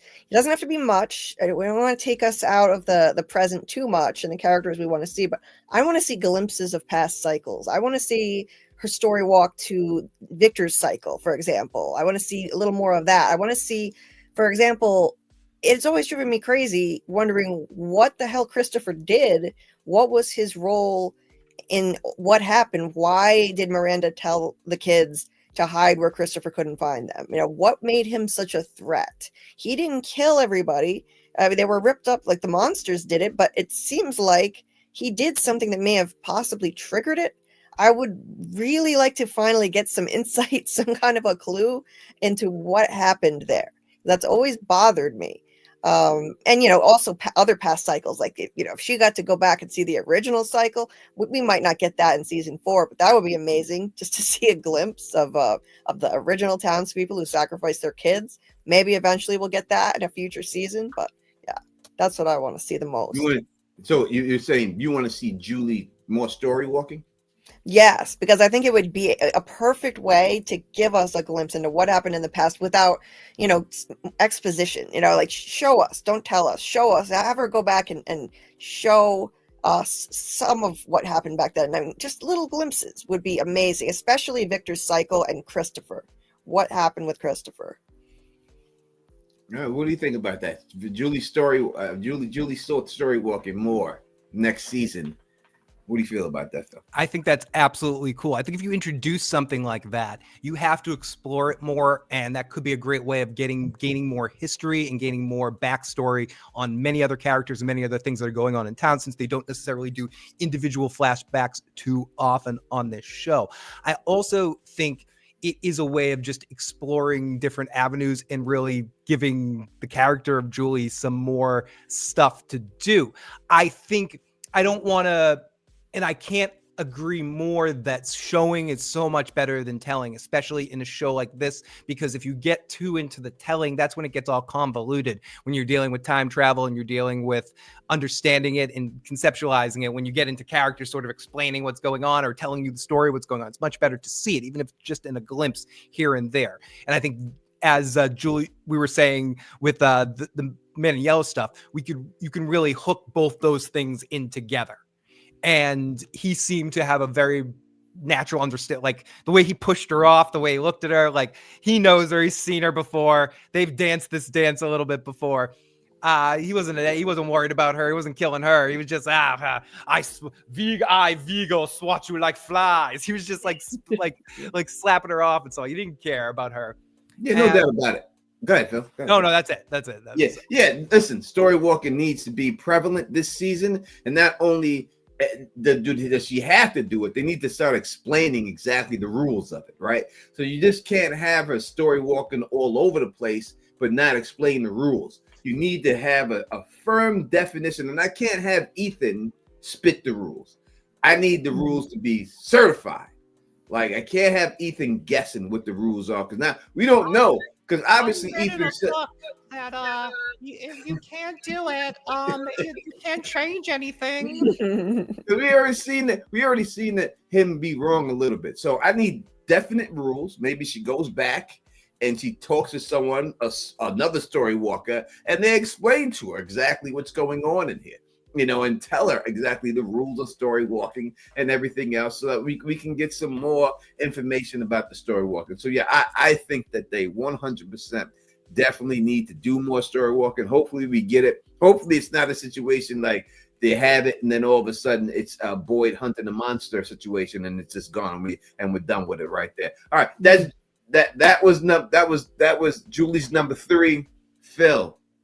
Number one thing, we're going backwards. Number one thing we need to see in season 4, in your opinion, that you want to see. Okay, I don't even know if I'm going to quantify this or verbalize this in the correct way.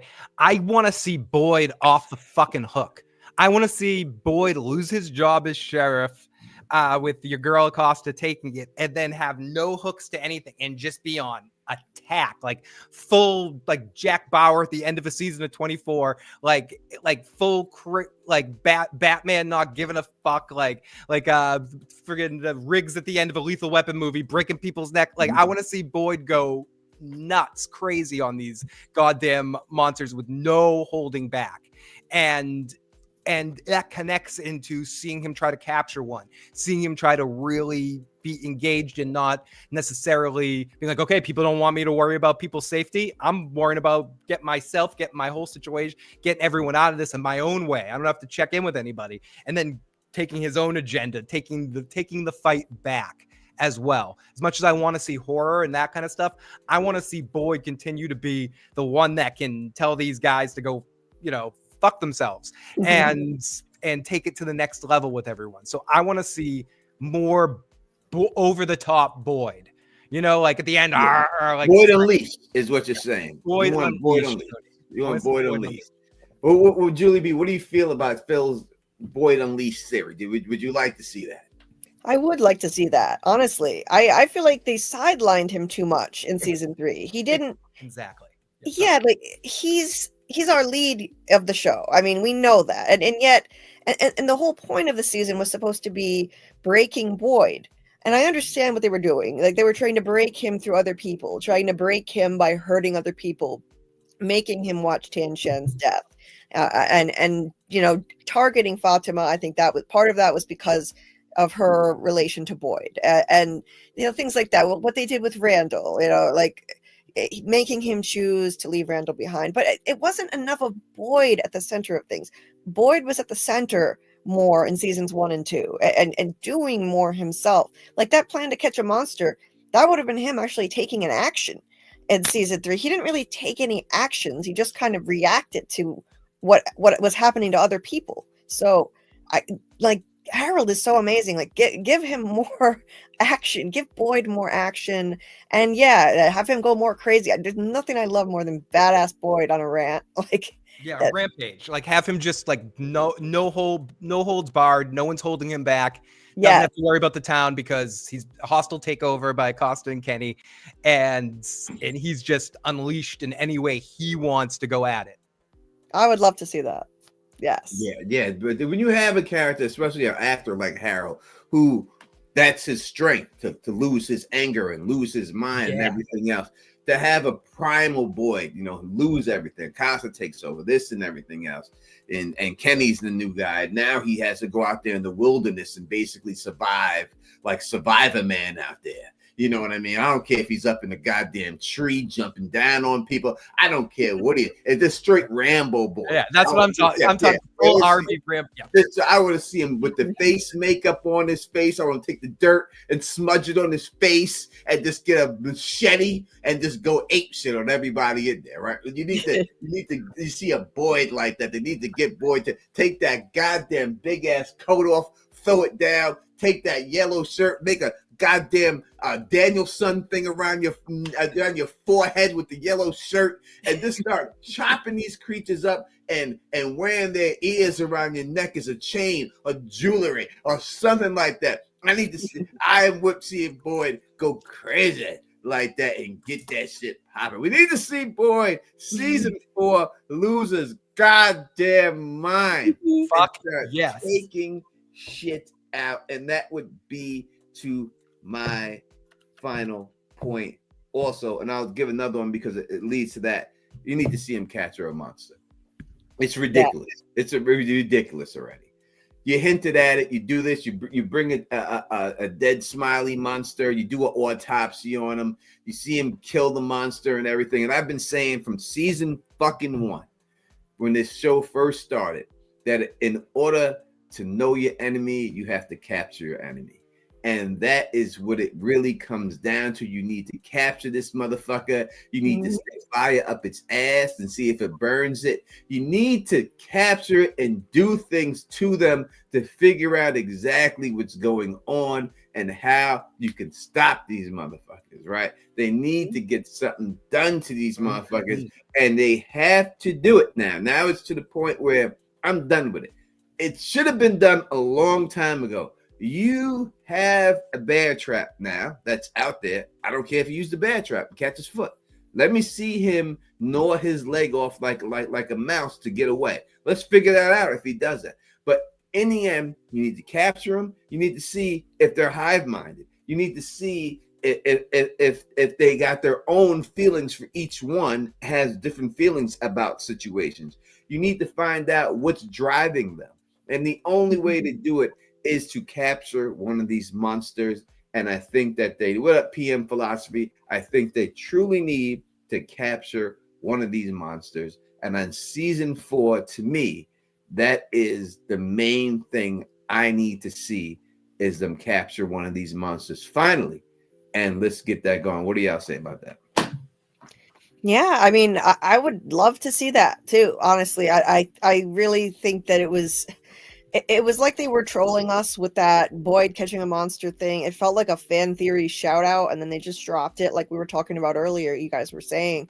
And I agree. I would love to see them do that finally. And I think it would make sense that you could capture one in the way that Boyd was saying. Basically, like, I don't know where that theory originated. I think it was you, like, who was originally talking about that, like, from the beginning, catching a monster with the talisman on the outside. Yep. That was you, right, Tony? Yes, it was. I said it because it was there's a movie called the Ghost in the Darkness, and it basically reminded me of that. That's how they tried to catch that lion and stuff. And they walked in one door, it came in, the door slammed behind it, and then you got yourself out. And that's all you have to do. Get the monster to come through, get him in, have the talisman in there, put it outside, done. He's caught. If that's it, and we're good with that. And now we got him in the box. We got him in there. And they said something. They said something like this season. What are you gonna have him running around the whole house? No, it's gonna be a small area, fool. We're not gonna just give him a whole freedom of the house. Yeah, we're gonna put him in a small little box that we could definitely do something with. And what do you feel about that, Phil? Before you do about catching him, let me shout out. I'm gonna shout out PM Philosophy for joining us. That's some girl. She's very good at what she does. Check her out. And my girl Anna Banana up in this piece, the Red Lipstick Club, and she says, "Congrats, Tony, on 100K. I'm sure I've helped you lose a few followers over the years. But Me too, Hannah. But it's been a blast being a small part of your journey. 1 million and beyond. Let me say something. You didn't make me lose anything I've gained, and if anyone left because of that, good riddance to them. Friendship that I've acquired with you and everything over the years, it means more to me than anything like that. But I will say that one more second, KP. We'll go through all that on the 100,000K stream when the plaque arrives. We'll talk about that. All right, Phil. How did you feel about the capturing them? 100%. They need to do something like create a Sally Port or something. We've been talking about this the whole time, and I think this. You said it as well. It feeds right into what I was saying, and this was on one of my lists of disappointments for not getting this season. So I won't expand on this too much. That you 100% need this, and I hope it's just a matter of he got distracted with everything to do with Fatima. This was just a couple of days, and now that he's starting Smiley and he's seen his arch rivals back, he's gonna immediately go into a plan to do something. And in the midst of this, I expect, as I was saying, Acosta and Kenny to sort of take over because of the Sarah. Like, see, he's glorifying Sarah. She killed another person.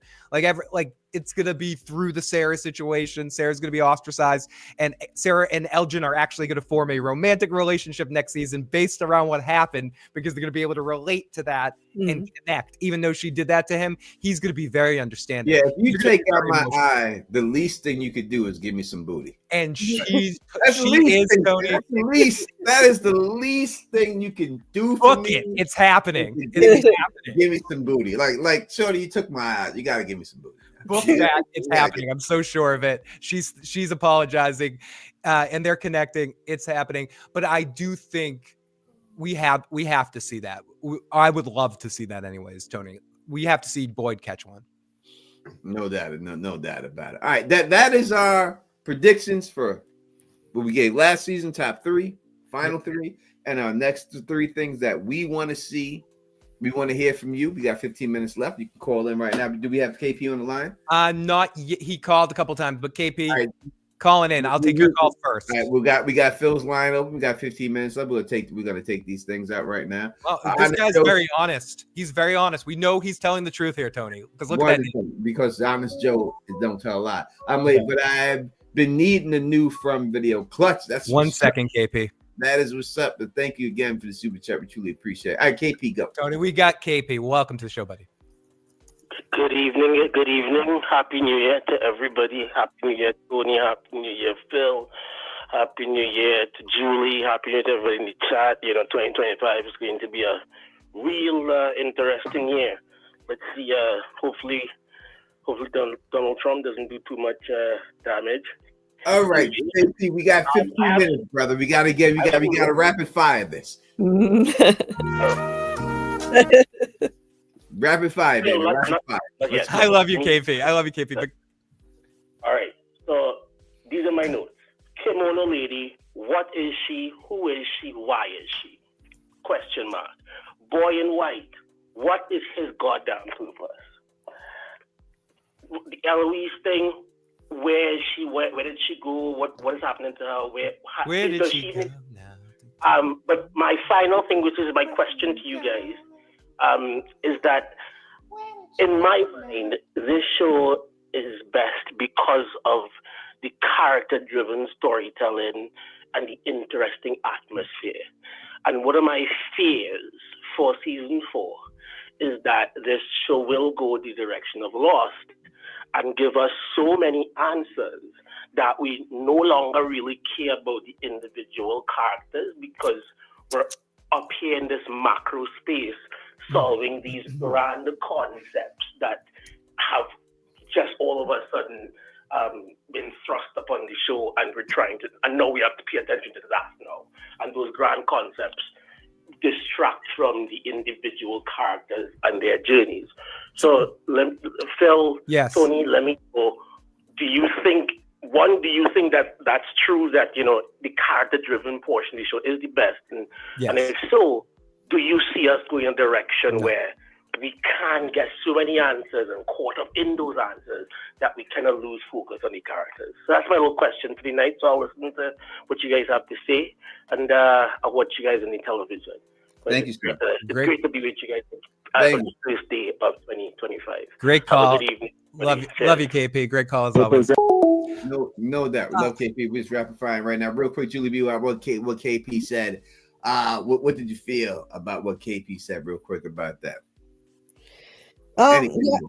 Yeah, no, I agree. Like, I would love to see all the stuff that he was saying. You know, I want to see where Eloise went, what happened to Eloise. You know, I don't think we're going to get an explanation as to what the Boyd White is yet. I feel like they're going to hold that back, but I would like to see more insight, more clues on what kind of entity he is. Like, where did he come from? How, you know, is he a ghost? Like, did he die here? Was he supposed to be sacrificed and escaped? Yeah. So I want to see like all of the stuff that he was saying. I completely agree. Yeah, but as for what you were saying, KP, about the Lost thing and worried about that, I think at core this show has much more of a narrower focus than Lost ever has. I think other than the first season, once you get into Lost, they really expand that world with Dharma Initiative stuff, with obviously time travel that we get into with later that connects to the Dharma, the stuff with the island stuff, and then everything flashbacks to everyone's life and family. I don't think this show ever has a fear of going lost. If the people keep worrying about that, I don't think it has the makeup to do something like that. I think what this show may do for some people is give you answers you don't like, and give you a conclusion that doesn't seem quite fleshed out for what everyone's perspective of it is. What I think with Lost, we watered it down because there was how many episodes per season on a main network channel, and you had into the points that we were talking about earlier, you had too many characters, and then you had to do backstories on each individual character, and then you sort of expanded that by adding more characters, adding the tail people in there, and adding more people, and then expanding it more, adding Dharma, whatever. So I don't think you see the same problem with this. It's still the focus on the town. They just expand things within that universe. And as long as we don't get this to be some battle between good and evil to battle for the world's soul or some shit like that, I don't think we're going to water down what's important, and what's important is about the characters. Another thing, as much as Jack was the star, Boyd is more of the star of this show than Jack was of Lost. This is really Boyd's journey. Everyone else is important, but not as like where Lost was more of a myriad of characters that are all almost equally as important once you break it down past the initialness of Jack's importance. Kate, Sawyer, all of those are Hurley. They're all just equally as important. Desmond. But when you get into this show, it's Boyd's show. And I think as long as they keep that focus and every character spuns off that, I think they're fine. I don't think we're in a chance of getting losty. So sorry for the expanded answer of that, but I see that a lot. And I don't think this show is going to fall victim into that. I think that's simplification because of the connection, the organic connection to Lost, but I think it's a different thing. Yeah, 100%. I think as The Sopranos was Tony Soprano's show, James Gandolfini's show, and he had the other characters that were there that supported his character, this show is Boyd's show. And as long as they focus and keep it as Boyd's show, we should not be able to get off on tangents and things that they did in Lost and everything else. It's when you have like a show like Game of Thrones. Whose show was it, right? It had so many different characters. It became Kit Harington's show. It was, some people would say it was Daenerys's show, right? In the end, it was Kit Harington's show, right? It was Jon Snow's show. But it took a while for it to build to being that part where it became its show, and they had so many other characters who had their whole backstories fleshed out and was so important. I don't think we're going to get that situation here with it. I think it's going to stay more focused straight on Boyd. This is Boyd's show. You have the side characters that are going to help Boyd figure out everything he has to do to get everybody home. Because in the end, it's Boyd who will get everybody home. It's not going to be Boyd's going to get taken out and someone's going to do it in Boyd's name.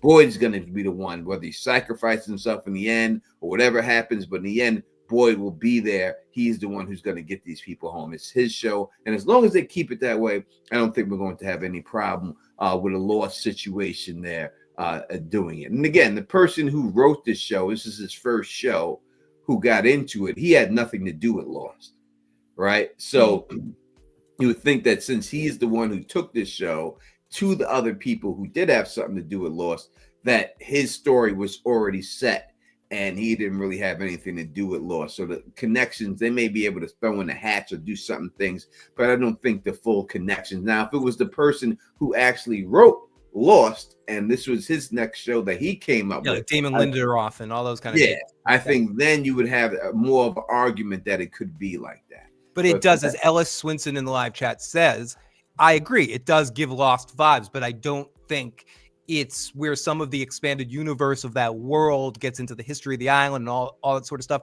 I think this has more of a narrower focus, and I think that will solve that problem. Personally, that's just my opinion. Maybe I'm wrong, but that's my opinion. No, let me give a shout out to Jen Hack real quick with Julie. Jen Hack, 7 months member. Thank you so much. And Doc for gifting one Teflon TV. Doc. Yeah, thank you, Doc. Go ahead, Julie. Sorry. No, it's okay. I'm not worried either about a Lost type of situation. I'm watching Lost for the first time right now. I'm actually in the middle of season 4, and but from what I've seen, and I'm loving it, by the way. But from what I've seen, yeah, there are some issues. It's starting to get convoluted. It's kind of starting to get just too messy. Are you in the time travel? Is season 4 the time travel season? Desmond is doing this weird time travel. Okay, I keep saying I messed up with Tony too. I'm sorry for the spoiler. There's more time travel to go later on. Maybe it's season 5 that's the time travel stuff. It's okay, Phil. I already knew that, and it's a 20-year-old show, so I can't be mad at spoilers. Right. Honestly, what is the statute of limitations for spoilers? When you get into like 20-year-old shows and stuff like that, it's like, oh, so here you go. What happened at the end of the Sopranos? It cuts off. Sorry, everybody. Yeah, so no worries there. And I know time travel is going to be a thing, but from what I've seen right now, yeah, like they're splintering off into groups. Like it's getting, like it's kind of losing its focus a bit in season 4. I'm still enjoying it, but it's losing its focus. I don't think that's going to happen with Fro. I don't. I think they're going to keep the focus on Boyd as the center of it all, and I'm confident that they're going to learn from some of the pitfalls and the missteps with Lost. Yeah. In other mystery box shows that came before it and that kind of stuff. And I think even within that, KP, they definitely tried to keep to the character stuff, but they lost it to the end. But I think this show, because of the nature of it, because of everything, I don't think there's a necessarily a fear of that. I think we have a time. If anyone wants to be our last caller, we have time probably for one more call. 781-990-8509. Call on in. Give us one last call if you want. If not, we'll start to wrap things up as we go. But if you want to call in, we have probably time for one more caller. If anyone wants to call in. Doc Kaiju Labs. Doc Kaiju. Julie, is this the guy who came with the mask on your show that I seen? Is that Doc Kaiju? Yes, he is. He is awesome. He's going to be joining my From Lives on Friday nights, getting into some interesting topics in the off season to keep people engaged. So I'm excited about that. Yeah, he's awesome. Has a great personality. Tony, I know we're not going to do a full stream on it, but just for a few seconds here at the end, have you been catching up with the Dexter prequel series? Have you been watching it? Yeah. It's really good. It is. I should have covered the last 3 episodes. They dropped 2 on one day, but I just got. Totally.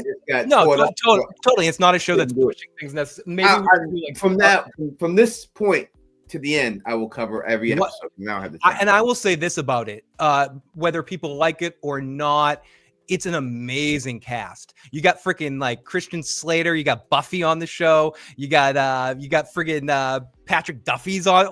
It took me an episode and a half to realize that was fucking Can't Buy Me Love, Grey's Anatomy, Patrick Duffy there, and which was really cool to see him working. It's got a good little cast. The actor they got playing Dexter does a good version of it. It's not too lame. It's kind of Bates Motel-ish. It got that kind of vibe to it, and it's got a good sense of humor, which is more than I thought. Which is something that's lost, I think, in the New Blood or whatever. Not New Blood. What was the series that we talked about? For Dexter? Yeah, the first sequel series, the one we talked about last year. The resurrection. That lacked the sense of humor of the original. This series brings back the sort of Dexter humor too, and I'm actually enjoying it. I don't think it's like covered every week, and I appreciate. Like, see, I wouldn't cover it every week either. It's a fun show though. It's a good watch. It's fun. Just like The Jackal was a fun show. I like The Jackal. I think The Jackal was really good, but just something I'm not going to cover myself and everything else. You know what I mean? It's good to see Buffy on the show, though. It's good to see Sarah Michelle Gellar. And there's been talk about a new Buffy series, and I love to see her on there, and she's been getting some love. I saw the cast for the new Dexter went on a panel, and she like shut down the panel because everyone was like, Buffy, ah! And so great to see her get the love she deserves for the Buffy stuff 100%. And working. She's great on the show. She found her man, and she stayed married to him, and boom, boom, boom. Like that's hard to do. For a Hollywood couple. I mean, I'm no Freddie Prinze Jr. acting fan, but they've stuck together, you know. That is hard. Luna sends a beautiful super chat. It says, Tony, Phil, and Julie, I'm getting dangerously close from Overload. We'll be covering and other shows too. I guess will we? Yeah, we'll be doing Severance right off the bat. That'll be a weekly stream that me and Phil do with Severance when we're breaking down. I'm gonna be dumb about that, but I'll do it. And Joe and I are gonna get back to doing some stuff, and we'll have Tony on. I'm gonna try to start doing a weekly stream where we cover like several shows that we're watching and have Tony on anytime he can join me, and Joe on when he can join us too. And just kind of talking about some weekly shows. There's some shows I don't think deserve whole streams, but they'd be cool to do a show where we talk about multiple shows on it. I used to do this thing called The Roundabout, and I want to bring The Roundabout back, Tony. So yeah, we're going to do that too. We're going to talk about a few different shows because I will just watch Squid Game season 2. I'll kind of want to talk about that, but I don't want to do a whole stream on it because it's a Netflix show and no one's going to watch that shit. But yeah, and me and Phil have a new thing we'll be releasing real soon. We'll be doing that and talking about that. So we'll have that coming out very soon. So we just got it's like New Year's. My birthday is January 8th. Once all that stuff happy future birthday. Yeah, thank you. We'll be able to get all that. You're 26, right? 26? Yeah, of course I am. 26. You know that shit. Toast to Tony. And everybody, if you haven't already, pick up your drink, pick up your coffee, your water, or if you're drinking an alcoholic beverage. I didn't do anything New Year's Eve, so tonight's my New Year's Eve celebration. But for New Year's Eve celebration, let's celebrate Tony's 100,000. Huge toast to him. Whatever you're drinking right here, pick it up. 100,000. We finally made it over here. You know, we did it. Toast to Tony. Yeah, for the village, they did everything to prevent me from making it. Hell yeah. Woo. We did it. But we did it. We did it, baby. We did it. And we're gonna bring back Mojini Linguini. We're gonna bring back Bar. We're gonna bring them all back for the 100. Honestly, Bar is the reason we talk. I think, right? It's really because of Bar, because I connected with Bar, and then she invited me on with you guys and stuff like that. So but I think I talked to you. I can't remember if the first time I talked to you was with Bar.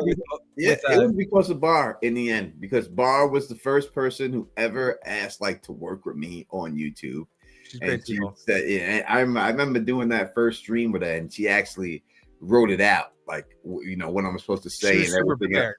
And I had no idea how to do it. I'm trying to read it. I'm like, and then the sadness, he go with the burning sword down to the Batikata. And I was so terrible. And she just supported me. It was like, you did great. And I was so afraid. And I was nervous just trying to read, because I never, I don't write no scripts. I never did that. So I was just trying to read the script.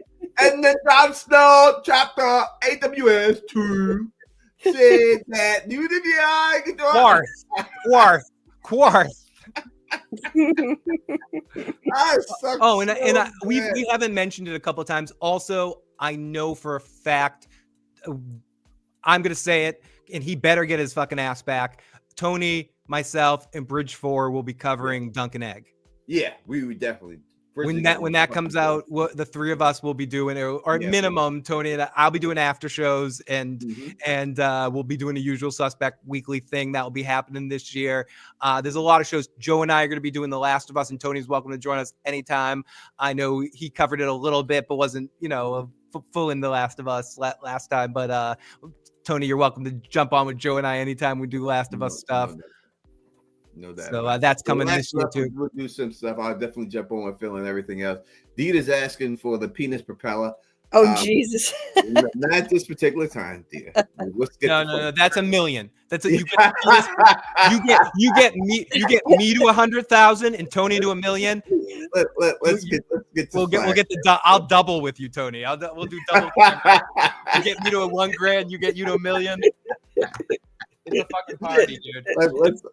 Let's full Monty on this place. That's a show you won't want to miss. Thank you, Julie. I appreciate that. I'm blushing. Yeah, we'll bring Bridge for all be back again. I'll get MJ to jump on here, gray area, because I got stuff to say to. Maybe we can even. Maybe this will just be a chance to let's get this. See, Julie's accidental after dark was Tony's fault. You see, we're gonna bring back the after dark. Doc, we'll bring back the after dark. Don't worry. I was talking about what you said on my live, and then it just turned into this whole tangent where it was almost like an after dark, and we were just laughing uncontrollably. And it was all your fault, Tony. Yeah, well, unfortunately, almost every show I ever did. Don't get these people going. You know? it's like don't do that. Don't ever come on my channel. Behind the chat, let me tell you, there's a lot of lube going on behind the chat. I'm not talking about people. Oh, our good buddy Quan. Yes, it is moonshine. It's fucking moonshine. And yeah, don't ever come on my channel, Julie. It's dangerous. People have asked me and everything else. I'm drinking Crow. We will bring back the After Dark stream. Anna was here. I promise you, I'll do an After Dark stream. If not this week, the following weekend, I'll do it. Within these 2 weeks, we'll do an After Dark stream and everything else. So we'll get back to doing that on a regular basis. But again, we'll be covering all those things that we said we'll be covering. And I'll have the Dexter videos out most likely it'll be out Saturday, not Friday when it drops. And as soon as I wake up Saturday, I'll get it done and everything else like that. And Tony's sitting in his boxers as we speak. I am not, because I'm have to run outside, but I have many a times. And I don't wear boxers. I wear boxer briefs. All right. Because I have to keep my nutsack close to me, because I went to the YMCA one time and listen, white men at the YMCA, old men, they believe it's like the Roman baths. Like these dudes go around and they walk around there just like, and those ball sacks hang to the ground. Like I didn't realize to the ground. I didn't realize that was actually true until I got through that. They're dragging them like tails, dude. These nuts was like between the dudes' kneecaps, and if I had nuts like that, it's like flubber. It's like stretchy. Yeah, if I was hitting a chick from the back, it would be like a wrecking ball coming through.